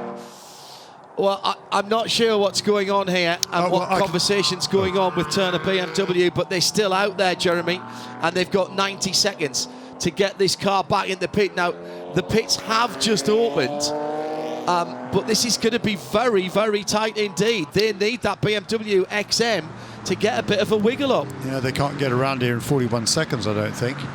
Oh, it's got a minute 41, haven't they, to go? Okay, no, that should be okay. A minute 41 should be okay, just. That is cutting it fine. Yeah. That's the championship we're talking about here, Jeremy. Yeah. But no, not for that. Not for 95 car. Sorry, no, it's not. Look, you're out on the race cars. Watching. If you're not familiar with the IMSA rules here, we've been a lot of cars passing the safety car and moving on around. The cars that have been going past the safety car are the cars that are in between the safety car and their class leader. In fact, they're all TCR cars, all the GS cars. There's 11 cars on the lead lap in GS, but there were several TCRs. Sally McNulty has not yet made her pit stop, so she is staying out there. She's another one in danger of running afoul of that rule, by the way. But she stayed out, but all the other TCR cars behind her had been lapped by the overall leader, but not by the TCR leader. So those cars, 98, 1, 91, 33, 73, 7, 99 and 74, they had not been lapped by their class leader, so they can go past the safety car and pull up into position behind the pack, so they're still in relative position on the racetrack behind the class leader, which is number 70. Well, and then from 44 on back, they are a lap. Car number 44 GS car, that's Sir Michael Cooper. On back from him, they are all a lap down, including, crucially, both Toyotas. Well, Sally McNulty will get disqualified because the pits won't open for TCR. Here comes the 95, and in fact, they're not in the pits. So they'll be DQ'd. Yeah. They're going to get black flagged here. Shea Adam, I'm looking at the clock that says 39 minutes and 20-odd seconds to go. We've seen this happen before at this racetrack. We have. I was actually staring at the timing screen and not seeing them into the pit lane when it was 39 minutes and 50 seconds to go. But that car is into the pit lane now. It will be a driver change. Rob McGinnis will get to take over. I'm afraid it's not for anything because they're not out there fighting for anything. Really hope they don't get in the way of this championship battle because they could play spoiler for their sister car. Into the pit lane have come both of the Murillo Racing Mercedeses. We've got the Chevy Camaro from Rebel Rock as well. The 96 has stayed out. It's not just a splash of fuel. It's 4 new tires for both of the Murillo Racing Mercedes. It is a splash of fuel and a left rear tire. I think they did a left front as well for Rebel Rock.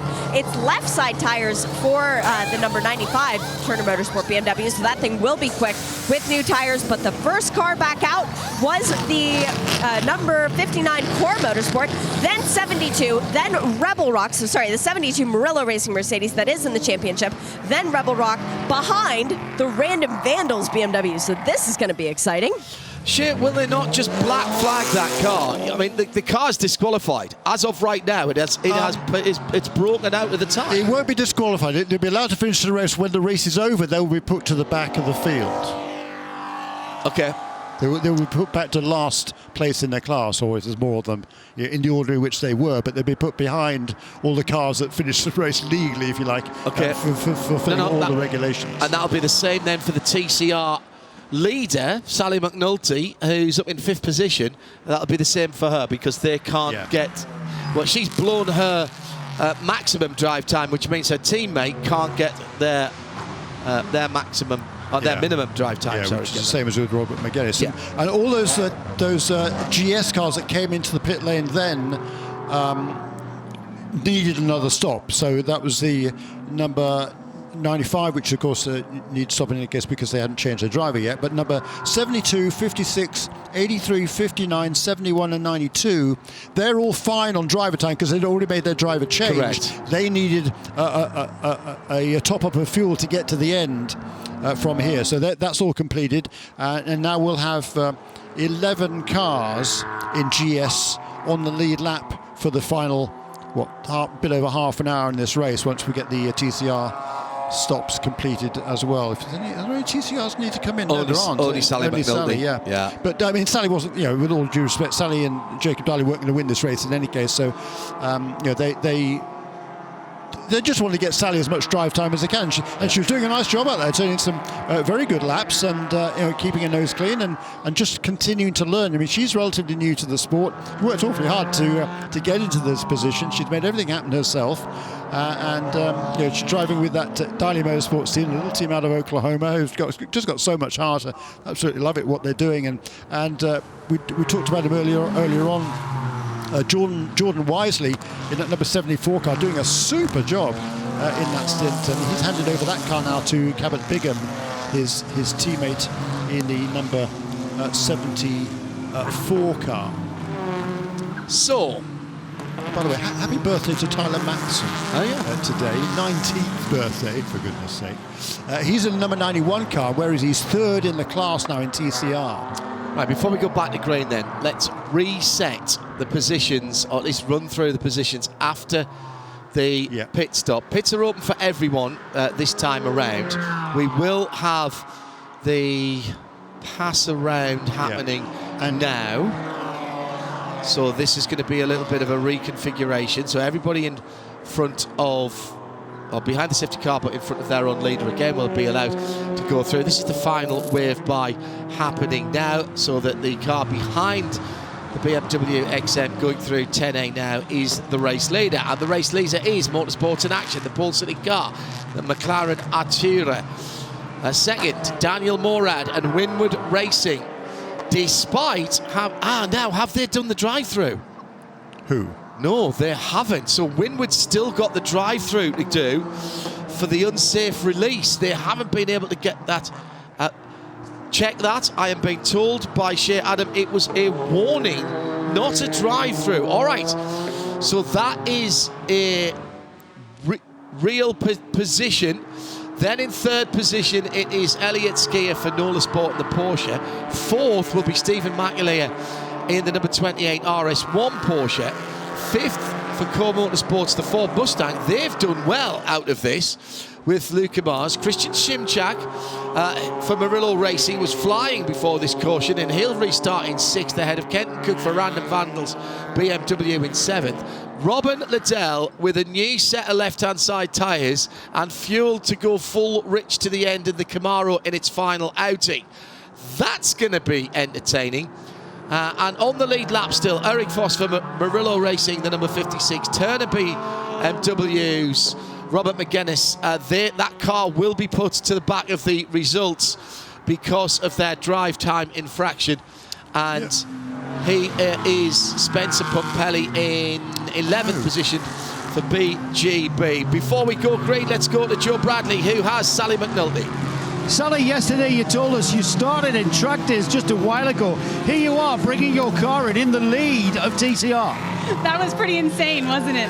That is probably what dreams are made of right there. Now, you guys are right on the cusp of the edge of the window. Your guys are telling us you were fine. We know that nothing different in this pit box, do we? Well, I know my team's spot on, and if they say we're good, we're good. So it takes a team to get this done, and I trust them. Thanks, Sally. Cheers. Well done. Well, I'm going to respectfully disagree there with Sally and the team. They were well over time for that car. Didn't help them that they were TCR, so they got second dibs on the pit lane. But in fact, by the time the GS team pit lane opened, it was already beyond the maximum drive time.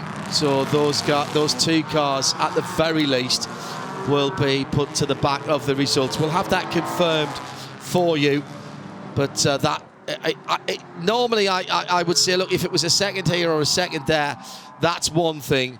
But that was a good lap or two laps over the top, and that was behind the safety car. So I think we're pretty certain on that one. Look, I thought initially, number 96 car had pulled an absolute masterstroke there by pulling Robbie Foley in before that full course caution. However, when he came into the pits, Then the caution came out. By the time he was out of the pits, he was a lap down. Yes, correct. And with the cars that already made their second stop, or their first stop, I should say, excuse me, those 4 cars that stayed out longest, number 69, 57, 47 and 28, they are all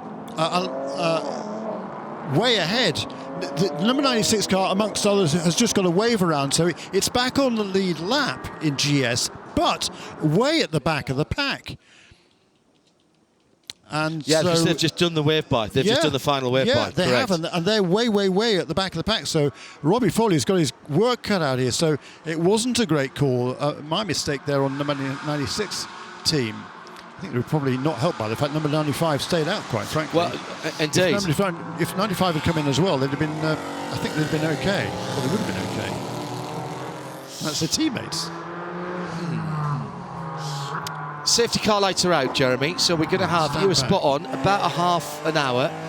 If you're standing trackside, you might want to take half a step or a step back, because this is normally where things get very exciting indeed. Yeah, the guys to watch here in particular, I mean, the McLaren's been the class of the field all day, so they've pulled a strategy perfectly, stayed out as long as they could, made their stop when they needed to, give themselves a bit of a buffer in terms of the possibility of a full course caution, and then they're now in front, good to go to the end from here. The other car to watch, of course, is Robin Liddell, who's in 8th position with a very fast Chevrolet Camaro. Daniel Morad's had a problem in 2nd position, and he will not come to the restart. The car has spluttered and he's dropped back a couple of positions. Now, was he told to do that from race control? But certainly he should have restarted by my calculations in 2nd. He started back in 4th. He slowed down just coming over the top of the rise from turn 3 on the lap prior to we've just gone green, which we have done now with exactly 30 minutes on the clock. And it is still the Mia McLaren that leads out from now Elliott Skier in NOLA Sports. Race order is correct now, with Daniel Morad put back to 4th place before the restart. Thanks again to Aaron, who's logging everything that comes in from race control and passing it on like one of my own thoughts. It's like having a second person in my head. Thanks, Aaron. All right, so the championship very much up for grabs here. And Robin Liddell is looking awfully good here with a very fast car. In fact, here he is challenging Christian Schimjack for the just blast past him there. Is Schimjack going to be able to hold on the inside line, break as deep as he possibly can? They're going to go side by side into 10, but Liddell has the inside line for 10A, and that could be the championship right there. And 2 new tyres on the left-hand side of that Camaro as well, whilst they were putting VP Racing Fuel into the Camaro. What a way this could be to take that car to its retirement. Liddell then, 6th position. Is just finishing ahead of the 72 going to be enough, Jeremy, or does he have to get positions between them in terms of Robin Liddell? He comes in with a 10-point edge over the 72 car. Yeah, okay. And is 60 points ahead behind Robbie Foley coming in. So Robbie Foley is now in the 18th position. As it is right now, Robin Liddell is 6th, which would be 250 points. 6 to 250 points. Robin Liddell would score 130, so he's good to go there. And he's got an extra 10 points now over Christian Schimjack. So it's Robin Liddell's championship at the moment. Robbie Foley's going to have to make up 7 or 8 places during this race in the final 27 minutes. Intermittent fuel pump problem with Daniel Morad, which caused the cuff, and race control deeming that the cars that went past were allowed to do so because of his problem. He's probably switched to a secondary fuel pump on that car. Endurance racing cars will almost always have a backup system. Jesse Lazare leads by 1.3 seconds from Elliott Skier and Stephen McAleer. Daniel Morad, Luca Mars, Robin Liddell in 6th. right with Luca Mars now. Matt Pombo putting the fastest TCR lap. Let's not forget the TCRs. Mark Wilkins for Brian Herter Autosport ahead of Tyler Maxson, 98 from 91. The Sky Blue, number 98 from the white and blue Van der Steur Racing Machine. Then Robert Wickens, championship leader coming in, hasn't won a race this season. Then Ryan Eversley in his last race for Honda. After 10 years with the brand, he's in 4th position at the moment. 26.5 minutes to go. Shay, I've got to ask you about our special award this weekend and this race, a special season-long BDO Nose Strategy Award for the team with the most outstanding teamwork and strategy this year. Thoughts on that? Sheesh, yes, Jeremy. Initial thought is the Unitronic JDC Audi, because they got that car. It was a brand new car. They got it to victory lane 3 times, and they were fighting for the championship until today with 4 pole positions on the season as well. Yeah, good shout. Thank you. We're also looking for our Michelin moment of the race in both the classes. That could be a super pass. It could be something strategic. Perhaps we haven't quite seen that yet. Is this going to be another Robert Liddell charge to what would be a victory and a championship? And in TCR, well, TCR are going, the TCR BDO side of that, I'm going to say the 33. Because they've been so consistent, and they could easily win the championship here without winning a race. And that's the consistency that we're looking for.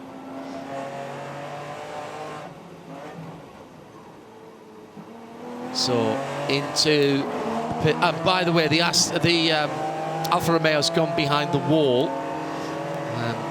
Tim Lewis had some damage earlier on from contact, not of his making, I would say. Actually, no, it wasn't Tim Lewis, because he only got in when they came in and put the bright pink racer tape on the front of that car.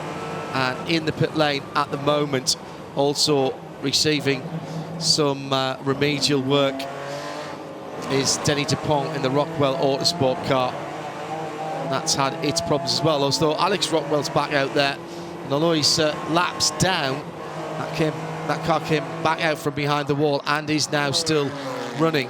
But it's Jesse Lazar that leads for Motorsport in Action, has just put the fastest lap of the racing, Jeremy Shaw, 126.119. Yeah, the previous last 2 laps, he set his personal best time for that car in this race. Jesse Lazar now gone faster than anybody at 26.119. I mean, he's basically a second lap quicker than everybody in this race is at McLaren at the moment, pulling away 2.5 seconds. He pulled away 0.8 of a second on that last lap because the second and third fastest placed cars also set their best laps within the last 2 laps of this race. The 2 Porsches of Elliott Skier and Stephen McAleer. Hats off to Stephen McAleer and the RS1 team for coming all the way from last on the grid in GS. Great run by them.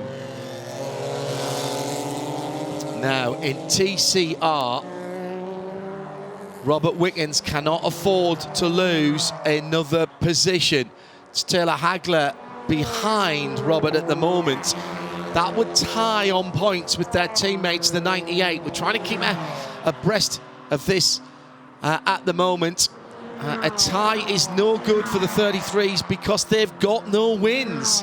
And it's raining on the back straight. Getting reports now from our camera operators who do brilliant work in any weather. It started spitting a few minutes ago. I didn't want to mention it, but now it's getting a little bit heavier. And does Mother Nature have a hand to play in the last 22.5 minutes? Across the line for the TCR battle at the front of the field, Mark Wilkins has the point at the moment and potentially the championship. He's been chased down by Tyler Maxson. 128 last time around for Van der Steur Racing Team, the red and white number 99. Now, bizarrely, of course, this would help Robbie Wickens if this race lead were to change, Wiggins at the moment with 2 seconds now on Taylor Hagler for Brian Herter Autosport. But the battle for the lead could decide the championship. Although it's not the 2 cars that are battling for the championship, if you see what I mean. Well, we've had this before in other categories in IMSA. And at turn 7, quite a bit of rain falling at the moment. So coming in from that area of the circuit, Robin Liddell with Luca Mars now battling for 5th position. And where is the Robbie Foley car? Well, he's made 1 position up. He's in 17th position and trying to chase down Stephen Cameron. He's 1.2 seconds behind. Every single place could be crucial here for Robbie Foley. Yeah, I think he's too far back though at this stage. He's got quite a bit of ground to make up, even to catch a second or so to catch Gregory Learfoot. He's going to catch Scott Andrews, who's 3.5 seconds up the road. Ahead of him is Matt Plum, another couple of seconds farther forward as well. So it's a tall order from this stage for the number 96 car. What a turnaround in the championship. Still 20 minutes to go, so who's looked after their tyres the best? Who's ready for a last late attack in this race in terms of pace? And if the rain gets heavier, what does that throw into it? Do you stay out? Absolutely. Do you come in? The wiper on now for the lead TCR. Mark Wilkins, just when he's at the far end of the circuit, so from 5, 6 and through 7. Mark with the wiper on. Now as he comes down the back straight, he's turned the wiper off again. As the pace goes up, the rain beads away. Yeah, for Robbie Wiggins here, 5th place is just fine. As long as he doesn't fall beyond 8th, he's golden, even with the sister car, number 98 car, winning the race.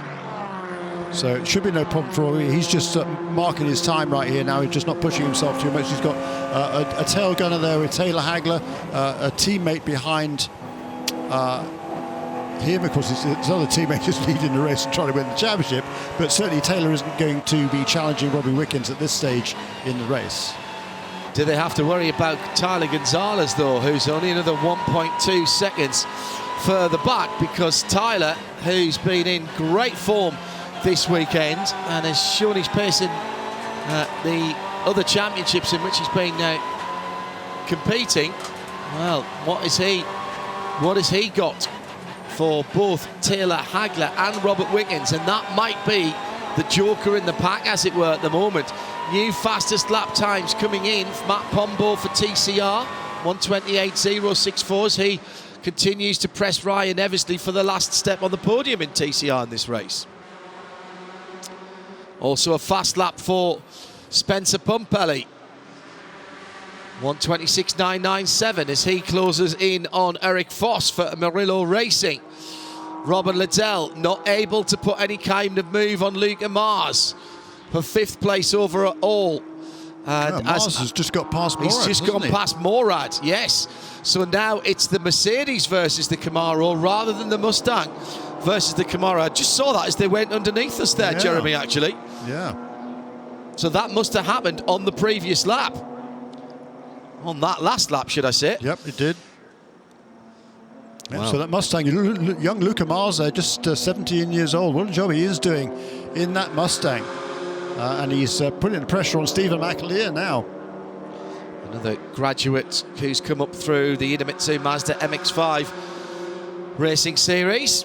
Another one of the IMSA sanctioned series. Great breeding ground for young talent, and certainly helps them understand how to get through traffic. Looks to me as though the rain is... I was going to say the rain was easing just a little bit, but for Robbie Foley, he's still got his wipers on as he comes through turn 7. Plenty of track ahead of Robbie at the moment. Needs to just keep concentrating. He has made up one more position. He's got past Gregory Learfoot already, so he's certainly flying along there, is Robbie Foley. He's got 6 seconds, Jeremy, between him, nearly 7 seconds between himself and Scott Andrews. Yeah, that's the bad news for him. And Scott Andrews is not an easy man to get by either. So he's getting into the faster cars now trying to hold on to the lead of this championship. 17 minutes to go. Yeah, Christian Shimjak has lost a position as well to Spencer Pumpelly. So Shimjak in number 72 has lost one more position. He's now 2 places behind Robin Liddell. He needs to finish ahead of Robin Liddell to have any hope of winning the championship. Pumpelly, the man on the move at the moment, quicker than all bar the top 4 cars at the moment. So Robin's charge forwards. I've seen him get stuck behind Windward. Yeah, that's fine. He's quite happy where he is. He knows he's in control of his own destiny at this stage. Even if he gets passed by Spencer Pumpelly? Well, no. Well, where is he now? He's in 6th position right now. So that's 250 points. That's where we are right now. Robbie Foley is where? 16th. 16th, yeah. Yeah, so right now, Robin Liddell has a 40-point buffer over Robbie Foley. Wow. So Foley's got to make up 4 more positions. Shea Adam is standing in front of the Rebel Rock Racing pit. Have they got the calculators out down there as well, Shea? Nope. And Frank Depew will not stand still. He keeps pacing back and forth in the back of the pit lane and keeps walking away from his team. Walks back over, sees how it goes, walks away. But the rain is starting to fall a lot more heavily now on the pit lane. And it is starting to start to glisten on the race surface as well. No thoughts of wet tyres yet. Oh my goodness, 15 minutes left of the season. Live from Michelin Raceway, Road Atlanta, it is the IMSA Michelin Pilot Challenge, with both championships hanging in the balance for want of a couple of positions either way. In the race itself, let's not forget the race leader. Motorsports in action, McLaren Artura, Jesse Lazar having taken that car over, and what a race they have won. What a race they have run, should I say, with Alex Filsinger taking it from pole position and building up a good lead. First half of the race interrupted by off-track excursions by other drivers and therefore by the intervention of the BMW XM safety car. Elliott Skier now 2.6 seconds in arrears in second in the 47 Nola sports car, and the podium at the moment will be completed by the RS1 Porsche, the number 28 car, Stephen McAleer, in 3rd place. Stephen thought he might be on a championship run as well this season. Then it's Core Motorsports Mustang, the 59 car, the white and multicoloured car. Then you Daniel Morad in the black and pink Windward Racing 57. Then Robin Liddell in the white and green Chevy Camaro. And he's got a little bit of a gap now. He's just pulled out a little bit, almost a full second now on Spencer Pumpelly in 7th. And the top 10 made up by Christian Shimjak and Eric Foss of Murillo Racing and Kenton Cook in the Random Vandals BMW. In TCR, Mark Wilkins leads, which is all that he can do to try and win the championship. That team came in having won races this season, but not leading the championship standings. Tyler Max in 2nd for Van der Steur Racing in the red and white number 91 Hyundai. Then the Honda Civic of Ryan Eversley, the number 73. They've had an awful weekend, but you know what they say, bad dress rehearsal, good first night.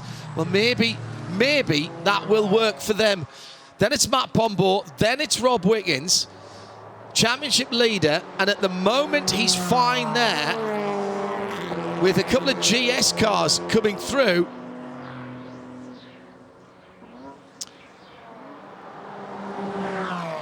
Now, Shea Adam is making a point about the GS category, I think. Oh, yes, I see what you're saying, Shea. I'll put that to Jeremy in a moment. Steady rain beginning to fall now. And Shea's just made a good point in my ear, Jeremy, which pulled me up short for a moment, but I now do realise what she's telling me. We've got to remember, of course, that Robbie Foley is running 16th, but he's actually in 15th because one of the cars is going to be put to the back of the grid. Their team car will be put to the back. The 95 won't score. Now, 2 drive-through penalties coming, and it's Billy Johnson, and that's another car ahead of Matt Plum. That was passing under yellow, the 5-0 Hattori Motorsport car, passing under yellow, and also the number 14, Tiago Camilo. So that's it, and Camilo, that's another car in front of Robbie Foley. So that's 2 cars, Jeremy, he might not have to pass. This is getting a bit tight now for Rebel Rock Racing. True. And it's raining, and it's raining hard, and there's a battle for the TCR lead coming out to turn number 7. The 2 Hyundais are side by side, and 98 Mark Wilkins and Tyler Maxson. Now they go. Wipers are on now for both of those cars. Van der Steur Racing machine right with Mark Wilkins, the blue and white car. Just held off for a moment under the Fox Factory Bridge. As the rain gets steadily heavier, I can see a sheen on the circuit now as they twitch their way through the final corner. It's beginning to take effect now on the lap times as well, Jeremy. It is indeed to the effect of 3 seconds. 1 minute 30.0 last time around for our race leader Jesse Lazar. He was doing low 26s, low 27s, high 26s. So at least 3 seconds, and as you say, it's getting a little bit heavier. It's not raining hard yet, but it's getting really treacherous, I think, out there. And certainly on that last lap, there's a little bit of gaps, a few more gaps came up between some of the cars in that big pack that's battling for third on back. Raining heavier there. Look, there's a spin for Spencer Pumpelly. That was turn 7. And Pumpelly then, that's another car ahead of the championship leaders. He's got it back on track. Now, what do you do? What do you do, Jeremy? You stay out. You can't afford to come in and make a pit stop.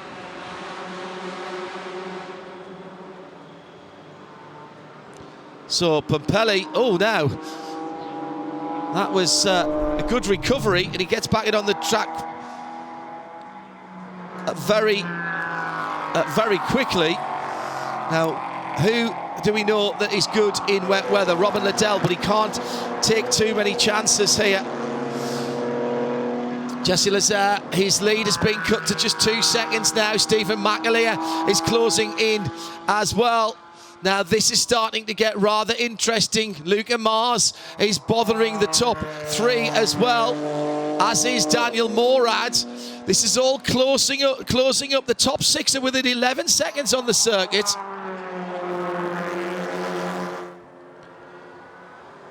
And in TCR, going underneath us now. 4-car battle. Yep, for the lead. Ryan Eversley would like to go out on a high. The rain just can't make its mind up at the moment. Oh boy, this makes it treacherous. And, it's awful. Robbie Wickens, of course, he's out there dealing with hand controls on his car. He's now got Taylor Hagler right with him, and Tyler Gonzalez right behind Taylor Hagler as well. So Robbie Wickens is running 5th at the moment, which is fine. And even if he loses a couple of positions, I think he's just about going to be okay, even if his teammate wins the race. But big off. On the back straight, that is one of the Stephen Cameron racing car. I think it's Peter Mercier in the 77 that's gone off at turn 5. This is going to be a full course yellow. This is going to be a full course yellow with 8 minutes to go. Now that will freeze the field, but it will also close the field up. If we do go back to green, this could be very interesting. He's just lost that on the rise as he came over the top of the hill from turn 5. The back end got a little bit light on him. We saw Lawrence Vanter have a problem there in the IMSA WeatherTech Sports Car Championship on cool tyres. There's just a tiny little brow of a hill there. And full course yellow. FCY with 7.5 minutes to go of the season. The pits will not open. No, The because pits- we're in within 15 minutes of the end of the race. That's correct, John. Well done. I think it's pretty unlikely we're going to go back to green. It's going to take some astonishing work from the safety teams here, I think, to get that car out of the way.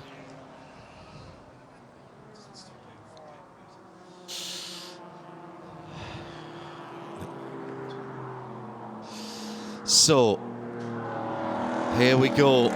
What will happen here? It's getting wetter by the moment. Now, if we'd stayed green, of course, the choice would have been left up to the teams and the drivers. Under yellow, it's reduced speed. Our safety car won't have a problem. It's all-wheel drive, and it's got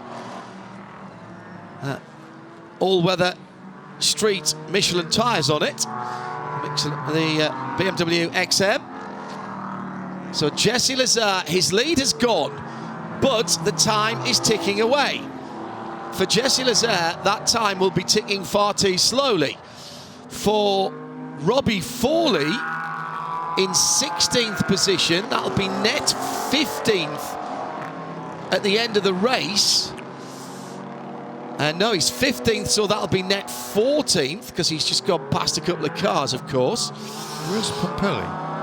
Pompelli has dropped down after that little incident, and he's dropped down to 16th in GS.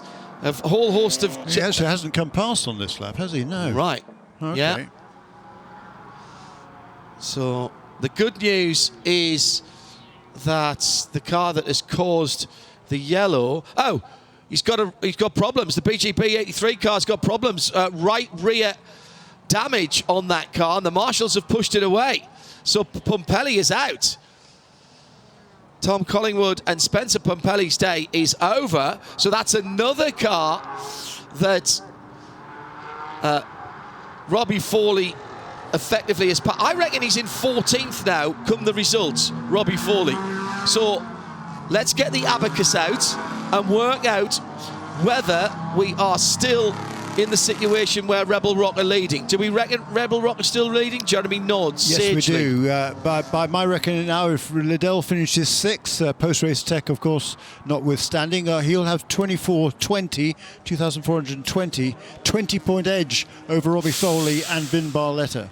Oh, my goodness. And then the Kenny Morello and Christian Shimjak, they're another 20 points back only in the 3rd position in the class. They're running 9th right now.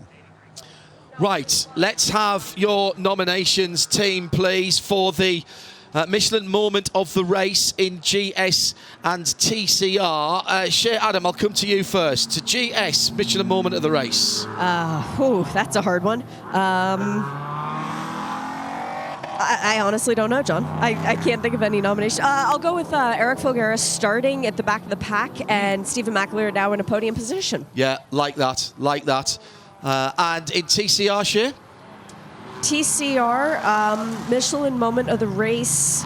I'm going to go with the 98 team because for them, they came into this with an outside shot at the championship, knowing that all they could do was win the race, and they've led it for almost the entirety of the class. Yeah, fair point. Joe Bradley, moment of the race for you in GS? I think I've got to nominate the number 69, the Motorsports in Action. Alex Filsinger's stint there, pulled out a 10.5-second lead before he handed over. It was a faultless drive, absolutely faultless. Put Jesse Lazare under immense pressure taking over the car with that kind of lead. Yes, it can disappear very quickly under yellow, but it was a cracking drive from Alex. And in TCR, Joseph? I've got to have to say Robert Wickens, purely for being Robert Wickens. He's just astounding. It's astounding. He's in contention for the championship. I'm not going to say anything at the moment, but Robert Wickens just absolutely just enthralls me. He really does. Jeremy Shaw, GS, moment of the race. No, I left you to left. Yeah, no, thank you. I mean, it's tough. There's goodness gracious. Behind the safety car, Matt Pombo from 3rd position has gone off the track in the TCR car. That's how treacherous it is out there. Yeah, that was weird. In the GS, look, hats off also, just another nomination for the NOLA Sport team. Yeah. Brilliant first stint from Adam Adelson. I mean, he's relatively new to this sport, only been doing it for 2 or 3 years. Elliot Skier is a very rapid youngster, but it was a great drive by Adam. Super qualifying performance to get himself in 3rd position on the grid, and he's done a super job, and looks like they're going to finish in 2nd. So the number 7, that was an engine cutout. All the lights went out on Matt Pombo's car. He didn't understeer off. TCR for you, moment of the race? Gosh. Well, I mean, the Ryan Eversley and those guys, I mean, they started last and worked their way right up into... looks like it's going to be 3rd position now with the problem. They're running 4th right with the leaders, and getting ready, I'm sure, was Ryan Eversley to maybe make a move in the final stages. Unfortunately, he's not going to get that opportunity. But hats off also to those guys. Tiebreaker, John.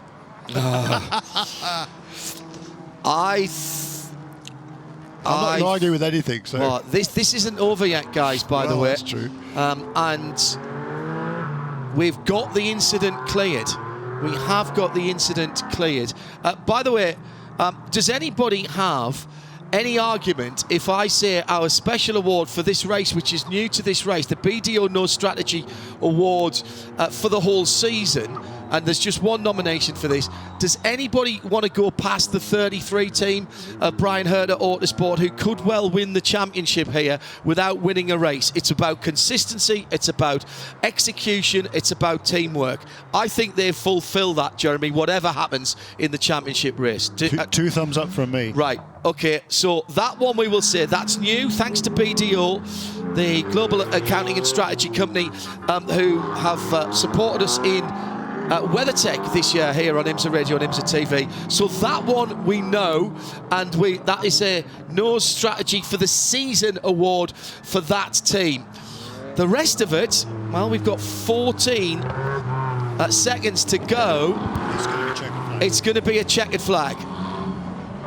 Which is probably just as well. I mean, to restart a race now in these conditions without a chance to change the tyres. Everybody else thinks, no, that's not going to work. So what they've done is they've slowed the safety car down on that last lap, and they didn't give a white flag last time around. Checkered flag is in hand, which will end the IMSA Michelin Pilot Challenge under yellow and in the rain. The drama has gone to the end. Winning the race is Jesse Lazare for Motorsports in Action. Alex Filsinger did a cracking job at the start of the race. Elliot Skier will come in 2nd for NOLA Sports. Stephen McAleer in 3rd for RS1. They've come from the back of the grid, and they will get our Michelin Moment of the Race Award in GS. In TCR, Mark Wilkins and Brian Herder Autosport win from the Van der Steur Racing number 91 in 2nd, and 3rd position for Ryan Eversley and LA Honda World Racing. And Ryan Eversley and the LA Honda World team getting on the podium is our TCR moment of the race. Our champions coming from a brilliant second half of the season and winning by, we reckon, 20 points. This is provisional. Rebel Rock Racing, Frank Depew and Robin Liddell take the Chevrolet Camaro out of its competition history with a championship victory. The big muscle car has muscled its way to the championship, and Robin Liddell and Frank Depew will get the big prize at the banquet. Brilliant stuff, Jeremy. Yeah, by 10 points. 10 points. 10 points, because that late retirement for Spencer Mapelli, plus now on the official score in number 95 car, has been put to the back of the field with that drive time infraction. So it'll be a 13th place finish for Robbie Foley, but that leaves him agonising 10 points shy of the championship. Let's go straight to Joe Bradley for the winner of the race, Alex Filsinger, with a brilliant first stint. Alex, the 69 McLaren takes the win. I've got to say, you put the foundation down with that fabulous first stint there. You really did put Jesse under some pressure. But hey-ho, pressure's off now, checkered flag. Yeah, thank you. It's such an incredible feeling to take our first podium of the year as a win on the last race. And the first win for the Artura, I think, at least certainly on domestic soil. Yeah, I think so. I mean, you've got the McLaren guys who were loitering at the back there. They didn't quite want to believe, but now they can. Yep, 100%. Great stuff. Congratulations, my friend. Thank you. Great drive. Down here at Rebel Rock Racing, everybody has been celebrating, but Frank Depew has walked around to everyone and given them a hug and said thank you. For you, Frank, this moment is a long time coming, but you are finally an IMSA champion. What does this mean? It's amazing. I mean, we've got such a great team. Everybody executes, and it's a team sport. You know, I'm just lucky to be here. So. Taking the Camaro out in fine form too. How does that feel? Well, that makes us really happy because we loved our relationship with Chevrolet, love the Camaro, and you know, we'll see what's next. Congratulations. Thanks, Shay. And now if I can just stop to the next pit box back, already wearing a champion's hat, Harry Gottsacker. Hey, you are finally an IMSA champion. It's been a couple years. You've been close. What does it feel like? Yeah, all that hard work finally paid off. You know, can't thank Ryder Autosport more than enough. Hyundai for giving us some rocket ship and launcher and TCR cars. We did it. Hell yeah. You did it without winning a race. Is that bittersweet, or are you still happy to have champion after your name? I mean, I do like trophies with the number 1 on it. Luckily, we get one at the end of it also. Yeah, I love it. You get the biggest one tonight. Congrats. Thank you. We've got some consternation in the booth here because there's some late race penalties. We've been in this position before, and Shay and Joe, I realise that the IMSA officials are very busy, but also if I know we've got people listening who are doing the arithmetic. I'm not sure that the Ave Motorsports Supra or Billy Johnson and the Hattori Motorsports served their penalties. They both had drive-through penalties to be assessed. That could bump Robbie Foley up depending on what penalties were given. And that could bump him up and make the points much, much closer, Jeremy. No, it'll switch it. Because if he moves up 2 positions, he'll get 20 more points. Rather than being 10 behind, he'll be 10 ahead. Oh, my goodness. Yeah. Oh, my goodness. Because Robin Liddell this is provisional. Yeah, absolutely. Robin Liddell finished ahead of both of those Toyotas. Robbie Foley was behind both Toyotas. So Robin Liddell should stay where he is, assuming there's no other penalties. He will stay in 5th place. Will score where is he? In 6th position. Will score 250 points. So he's set now on 24-20, but right now the scoring shows Robbie Foley in 13th. That's 180 points. That leaves him on 24-10. But if he moves up 2 positions with penalties to the 2 Toyotas, that'll leave him with 200 points, which would be 10 more than Frank Depew and Robin Liddell. Oh my goodness, the drama continues. I'm not even sure what to say at the moment. We'll get some driver reaction in a moment. Let's recap our winners of the Michelin moment of the race in GS RS1. Started right at the back. They've come through to the 3rd place on the podium in TCR. It was a similar story from an awful weekend that's turned into a finish on the podium with great strategy and pace for the LA Honda World number 73. Our BDO knows strategy for the season award, special for this race and therefore the season, has gone to the number 33 crew who seem to have won the championship without having won a race, a model of consistency and teamwork. Let's hear from some of the winning drivers. Jesse Lazar brought it home for the McLaren Motorsport in Actions team. Jesse, we spoke to Alex at the flag. It was very nervous on the wall, but you had it all in hand in that race as the rain came down. Yeah, no, I built a gap when I got into my car, into the stint to make sure I had a bit of wiggle room for when the rain came, because I was the guinea pig, right? I didn't really see anybody, where the track was, how the track's doing, where the braking is. But, it all worked out. I grew up racing in the rain from Canada.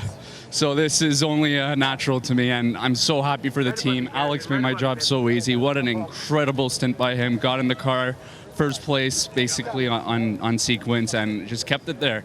And Motorsports in Action did an incredible job making this McLaren as fast as it ever could be. First win for the McLaren Artura on American soil. How happy were you to see that full course caution come? No, because if I was happy, I would have rather finished on the green, because there was a chance of it going green again, and then anything could happen. That Porsche is really fast. off on cold tires. We take a little bit longer to get going, so you know, it all worked out. Big cheers down here for our race winners in TCR, Mark Wilkins and Mason Felipe. I talked to Mason a little bit earlier. You guys did everything you could for the championship, but at the end of the day, Mark, you guys are still the only Hyundai to get a win this year. Yeah, you know, it feels great. You know, Mason did a great job, and I have to say, Tyler Maxon, a lot of credit. He did a fantastic job. He had a great drive. I mean, he was all over me. We were trying to figure out where the grip was, and there's a few times he found a little more grip, and I think I found a little more grip in a few spots. And yeah, it was a tough drive, but great drive by them.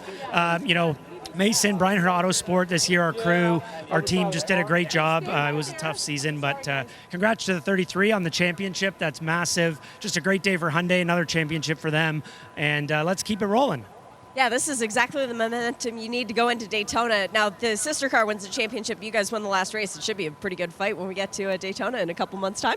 Yeah, I expect it'll always be a good fight. That's what we want. That's why we go racing. So, you know, adding in the rain that we didn't expect, but I kind of thought might happen anyway. And, you know, it just made it really dicey, really interesting, and hopefully good for the fans. It was a good battle. So, no, great day. Really, really proud of the crew, the team, everybody, and just grateful to be here and just having a lot of fun.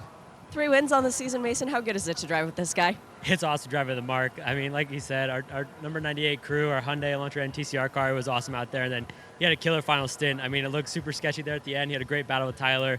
So it's really fun having good battles out there and looking forward to next year. Congrats to you both. Both of their second wins here at Michelin Raceway Road Atlanta, John, but this is the first time they've done it together.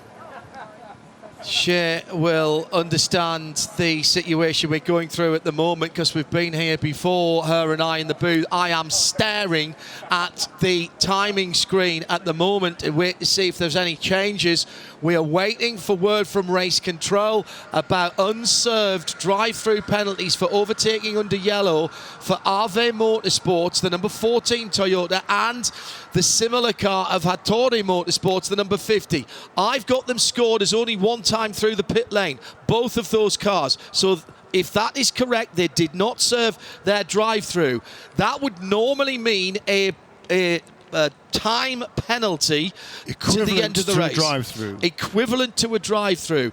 That would push them, because we finished under yellow, that would push them way down. Why is that important? Because that would elevate the Turner Motorsport BMW up some positions. Now, one of them has already happened. So the timing screen has just changed and the Ave Motorsport car has just dropped down. And so Robbie Foley is now in 11th position, and that means the championship has changed after the checkered flag with unserved penalties, and therefore Frank Depew and Robin Liddell will be 10 points shy of the championship, and that is down to unserved penalties from other cars not involved in the championship. So by the time the effective disqualification of the Turner Motorsport number 95 car, plus those two Supras, it is now on the screen in front of me, and unofficially we are saying that Turner Motorsport's number 96, Jeremy Shaw, have won the championship by 10 points. Yeah, unofficially. And just 30 points behind them also are Murillo and Shimjak. But yeah, by my reckoning, Robbie Foley and Vin Barletta, they came in here with a narrow lead. Well, 60-point lead, and it looks like they're going to come away with it with a 10-point victory. That's absolutely amazing. By the way, also in TCR, with Robbie, we've already talked about the championship for Robbie Wickens and Harry Gottsacker, but in the manufacturer championship, with the win today for Hyundai and the third place finish for Audi, I think that's going to be enough for Audi to win the manufacturer championship by 10 points. No, wait a minute. No, the other way around. I beg your pardon. I'm so sorry. 32.30 for Hyundai to the 32.20 unofficially of Audi. So a change there. Hyundai moving ahead of Audi for that manufacturer championship in TCR. So it's all changed there. Goodness gracious. What a dramatic end to an incredible season of racing. Well, this is a terrible situation in some respects. Shea, Adam, are you with Turner Motorsport down there? No, they're gone. they're not here. And I'm actually down toward the podium. And because I came down here after seeing that their pit box was banned and thinking maybe they were coming. No, they're not. So IMSA people, probably Emily's going to have to go find them at their truck. I'm seeing pictures at the moment that would suggest that Turner Motorsport are on their pit perch. Let's quickly go down to Joe Bradley. Joe Bradley, who is going to have a word with Robin Liddell, who will be as confused, I think, as he possibly could be at the moment. We're going to stay on air for a little bit. Let's go to Robin Liddell. Let's see what he's been told. Right, Robin, my friend, what have you been told? Because there's a bit of confusion and consternation on our end. My understanding is we won it on the road based on a tiebreaker with Turner. We've got more wins and podiums, so we'd win it on the tiebreaker. But my understanding is there's a couple of cars potentially going to get disqualified, and if that's the case, they would probably gain points. So right now, I guess it's in the stewards' room. So I don't know. All right, mate. So we're just going to have to wait for that to break, aren't we? Yep. You could hear the disappointment there in Robin's voice. And up at Turner, the other side of the story, Cameron Lawrence and Robbie Foley actually they're in the 95 pit, and they're trying to work out what's happened. 3 cars that were ahead of them in the standings have been put behind them at the end of the race. The two Supra GRs with unserved drive-throughs for overtaking under a yellow. They have been given time penalties. Their sister car blew very early on in the race, partway through the race, blew the maximum time for a single driver, and therefore have been put to the back on that regulation, and therefore, having come in with a 60-point advantage and been at the flag effectively 20 or 30 points down, they have now had that swapped around. Oh my goodness, that is extraordinary. We're waiting. They're still not sure. They're still not sure at Turner.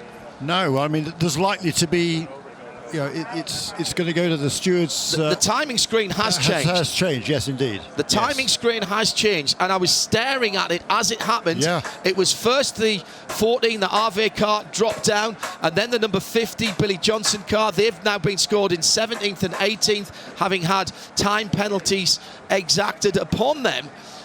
So the end of the season was 15 minutes ago in terms of the checkered flag. And what difference might it have made then if we hadn't gone yellow? Yeah. Would the Toyotas have taken their drive-throughs? That's moot point, because the same would have happened if they had or they hadn't. Correct. They would have gone behind. They would have gone behind them in any case. Yeah, that is a fair point. Because they would have had time to serve those penalties, but it wouldn't have made any difference. They would certainly have fallen behind Robbie Foley. So goodness gracious me! Look, I mean, there's not much more to be said, John. To be honest, I mean, we're going to have to wait for the official results to come out, and the official results don't come out for several days. Let's go to Shea Adam, who's with Turner Motorsport at their end of the pit lane. They've come back to their pit box. Shea Adam. Will Turner is on the phone, so I'm going to jump in with Robbie Foley. Are you an IMSA champion for the first time or not? I'm actually not sure yet. I hope so. We had an interesting race. Obviously, the rain at the end screwed some stuff up. We thought we made a good call on strategy, but we trapped ourselves a lap down because one car didn't pit. So, all in all, a great race. An awesome year, thanks to all my guys at Turner, especially Sean Cannon, who's been on my car since we started this GS program, and he's moving on to something new. Thanks to all the guys, Brew, everybody on our team. Don called a great strategy today. We didn't have the fastest car here this weekend, but we just had to do our best, and we did. And I don't know officially what's going to happen, so I don't want to speak too early, but yeah, it's been an awesome experience, an awesome year with this new M4 GT4, and couldn't do it with a better group of people. Either way, at the end of the day, first or second with Vin Barletta, you've got to be thrilled with that, looking at the beginning of the season to now. Absolutely, and the last 2 years in a row, Vin and I have been third coming into this race, and he's had horrible luck. He's been taking out both of his first stints. So for him, it's he's been an amazing part of my life and a great friend of mine, a great mentor in all aspects of life. So to give him this reward, and he's been so supportive of me and the team, is a really special feeling. So yeah, big thanks to Vin, and we'll hopefully get some good news here in a little while. Well, we got WeatherTech qualifying coming up next. I don't think you're going to the other pit wall yet, though, are you? I used to do that every year. After the race, one year we won here, and they're like, oh, by the way, qualifying's in 5 minutes. So I literally ran with my helmet and jumped in the car. So I think I'm out of, I'm lucky today. Michael or Patrick will qualify, but yeah, we've got a good car for tomorrow, so hopefully we can have some good news tonight and follow it up tomorrow. Hopefully it's congrats, Robbie. Thanks very much.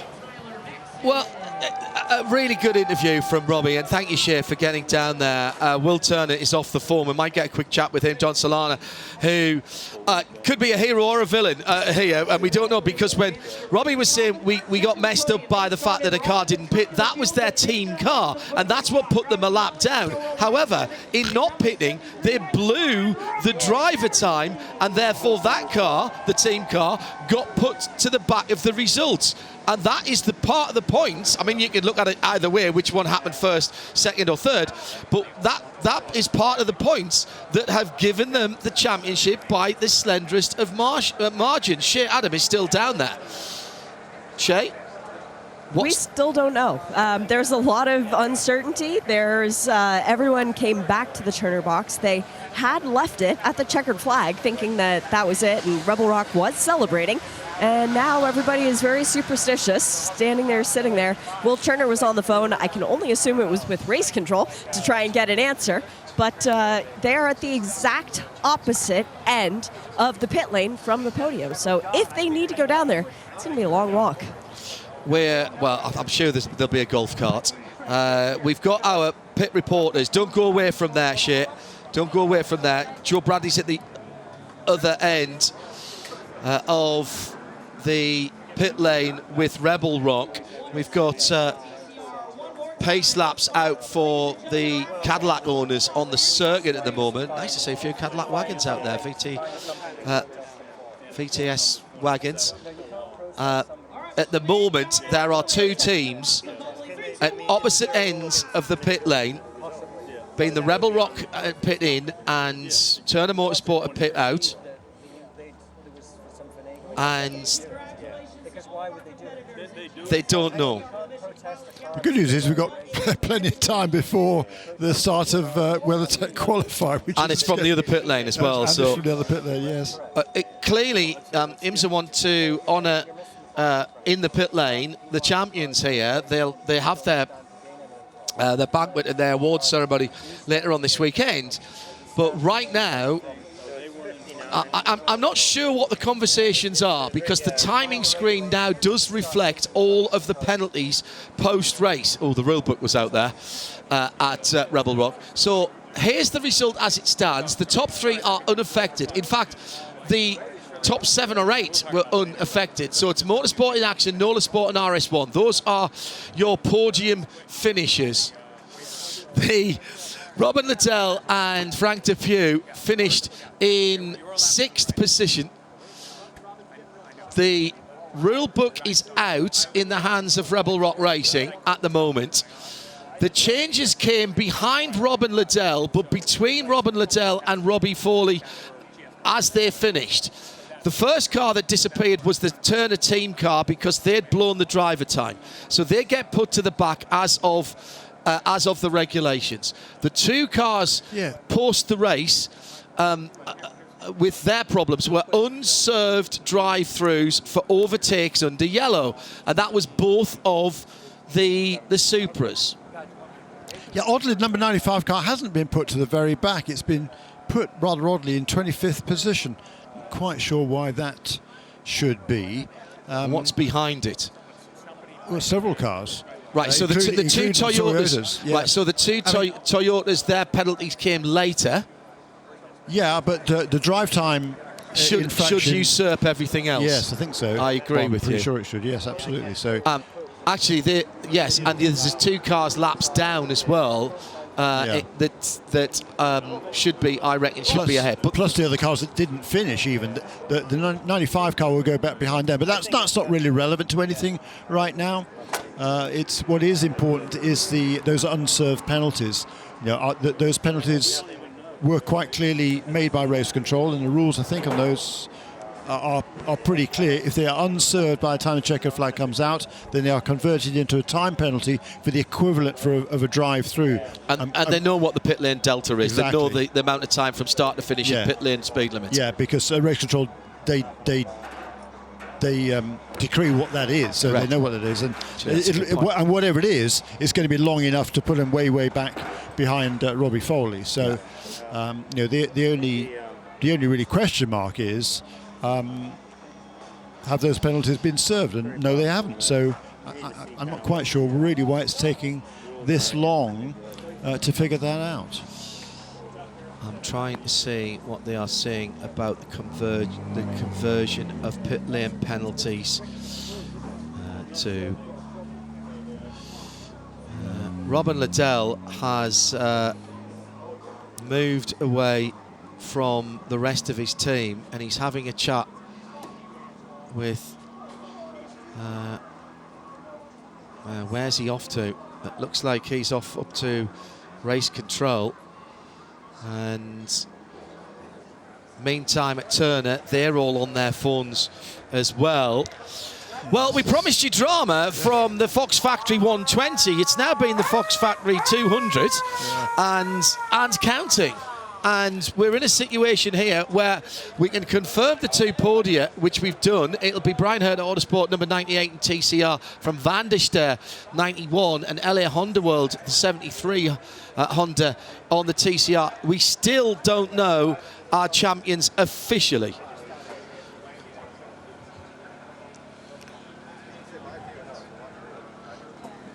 Boy, it's a shame to finish off a championship this way for sure, but thankfully after a very slow start to this race, we've had several slow starts to the season in Michelin Pilot Challenge races this season. Well, a couple, I suppose. The rest of the race have been absolutely stellar from start to finish. Certainly a shame this finished under yellow, and with this cloud of the penalties hanging over everybody. No official words coming down, but still, it was still a great race and a really exciting and interesting race. The irony is that these penalties affect the final two penalties are cars that were not in the championship race. So we're not talking about them directly affecting the cars that were battling for the championship. It is the finishing position of the Turner Motorsport number 96 car that it affects, and that therefore affects the championship. Indeed, and a 95 car also with its drive thing. I mean, that's the critical final one, of course. Joe Bradley is down in the pit lane. The rule book is out at Rebel Rock, and it's a weighty tome. Yeah, it is a very weighty tome. I'm not sure what section and paragraph they're looking for, but Frank Depew has just said that they will be appealing this result. I'm not sure the grounds. We haven't had a chance to go into that, but even though the 96, I believe, has just been called the winner,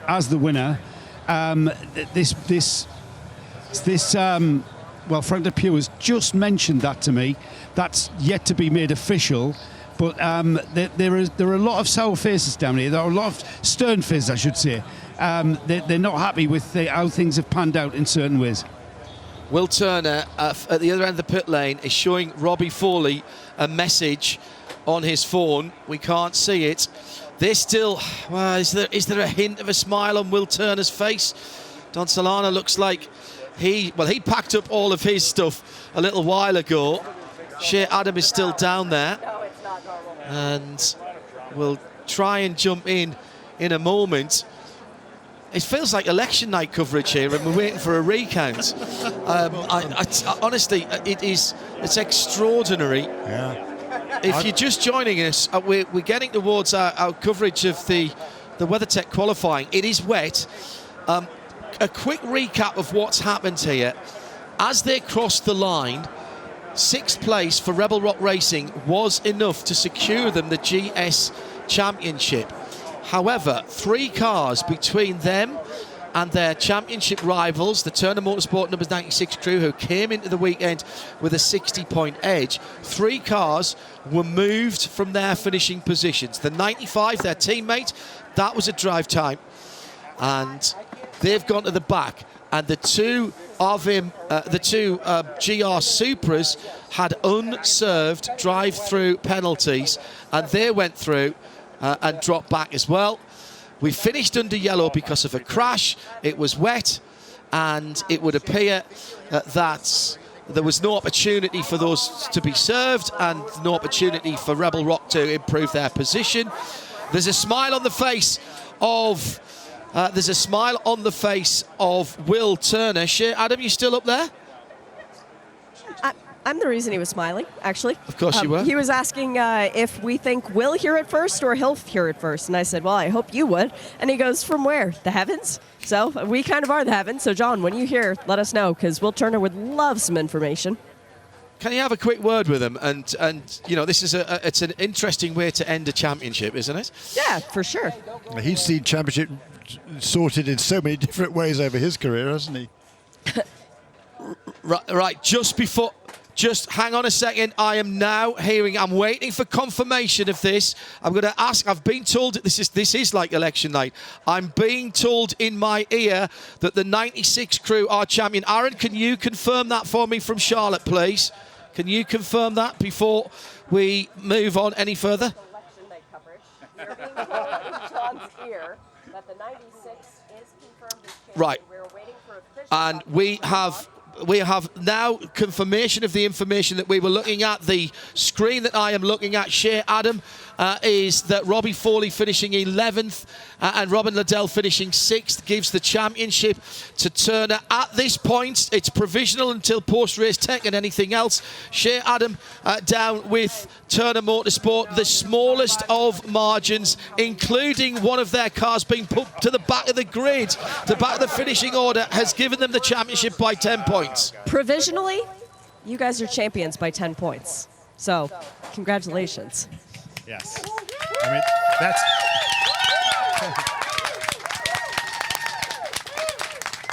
that's kind of how we did our math as well, but I know the last part of the race was a little crazy between the rain and the penalties the drive-throughs, right, that weren't handed out till after.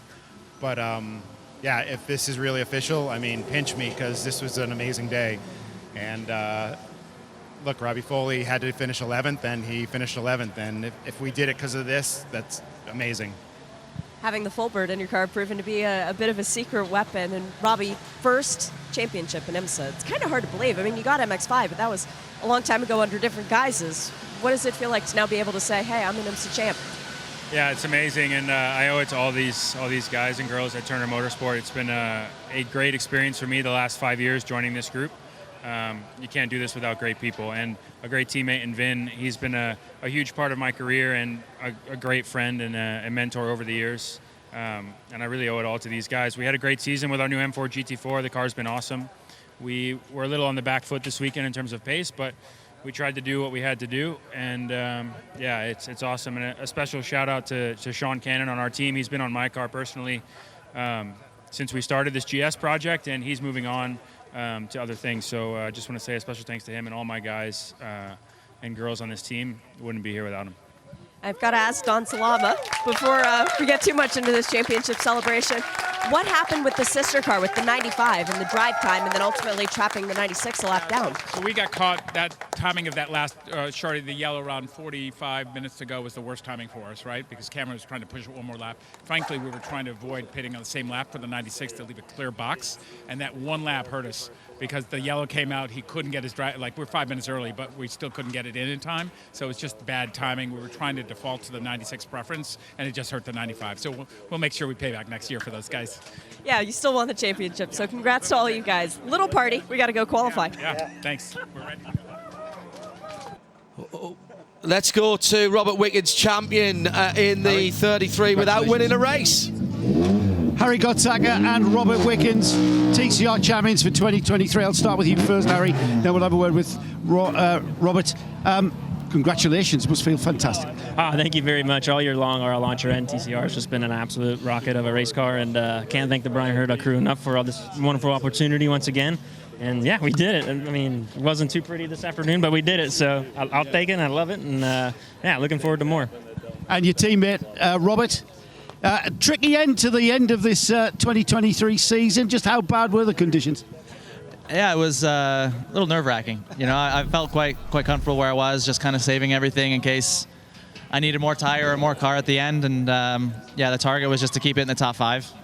And then, yeah, once it started raining, I love those conditions so much. I really just wanted to get amongst it and yeah, try to challenge forward. But I had to be very disciplined, just made sure I made no mistakes. And it helped that, you know, there wasn't a whole lot of pressure from behind, and I had good references in front of me, so that I could kind of see where they were braking and how slippery it was in the corners ahead. So hats off to Mark and Mason. They drove an amazing race, and that final stint of Mark's under so much pressure, being the lead car every time into worse and worse conditions is never easy, and he handled it like a pro. And, you know, to get 1-2 in the Drivers' Championship, Hyundai claiming the manufacturers there in the dying moments, yeah, I think the teams as well. So couldn't have come out better. It's not how we crafted it up. You know, it's a shame that the 17 had the issues that they had. They had a fantastic year.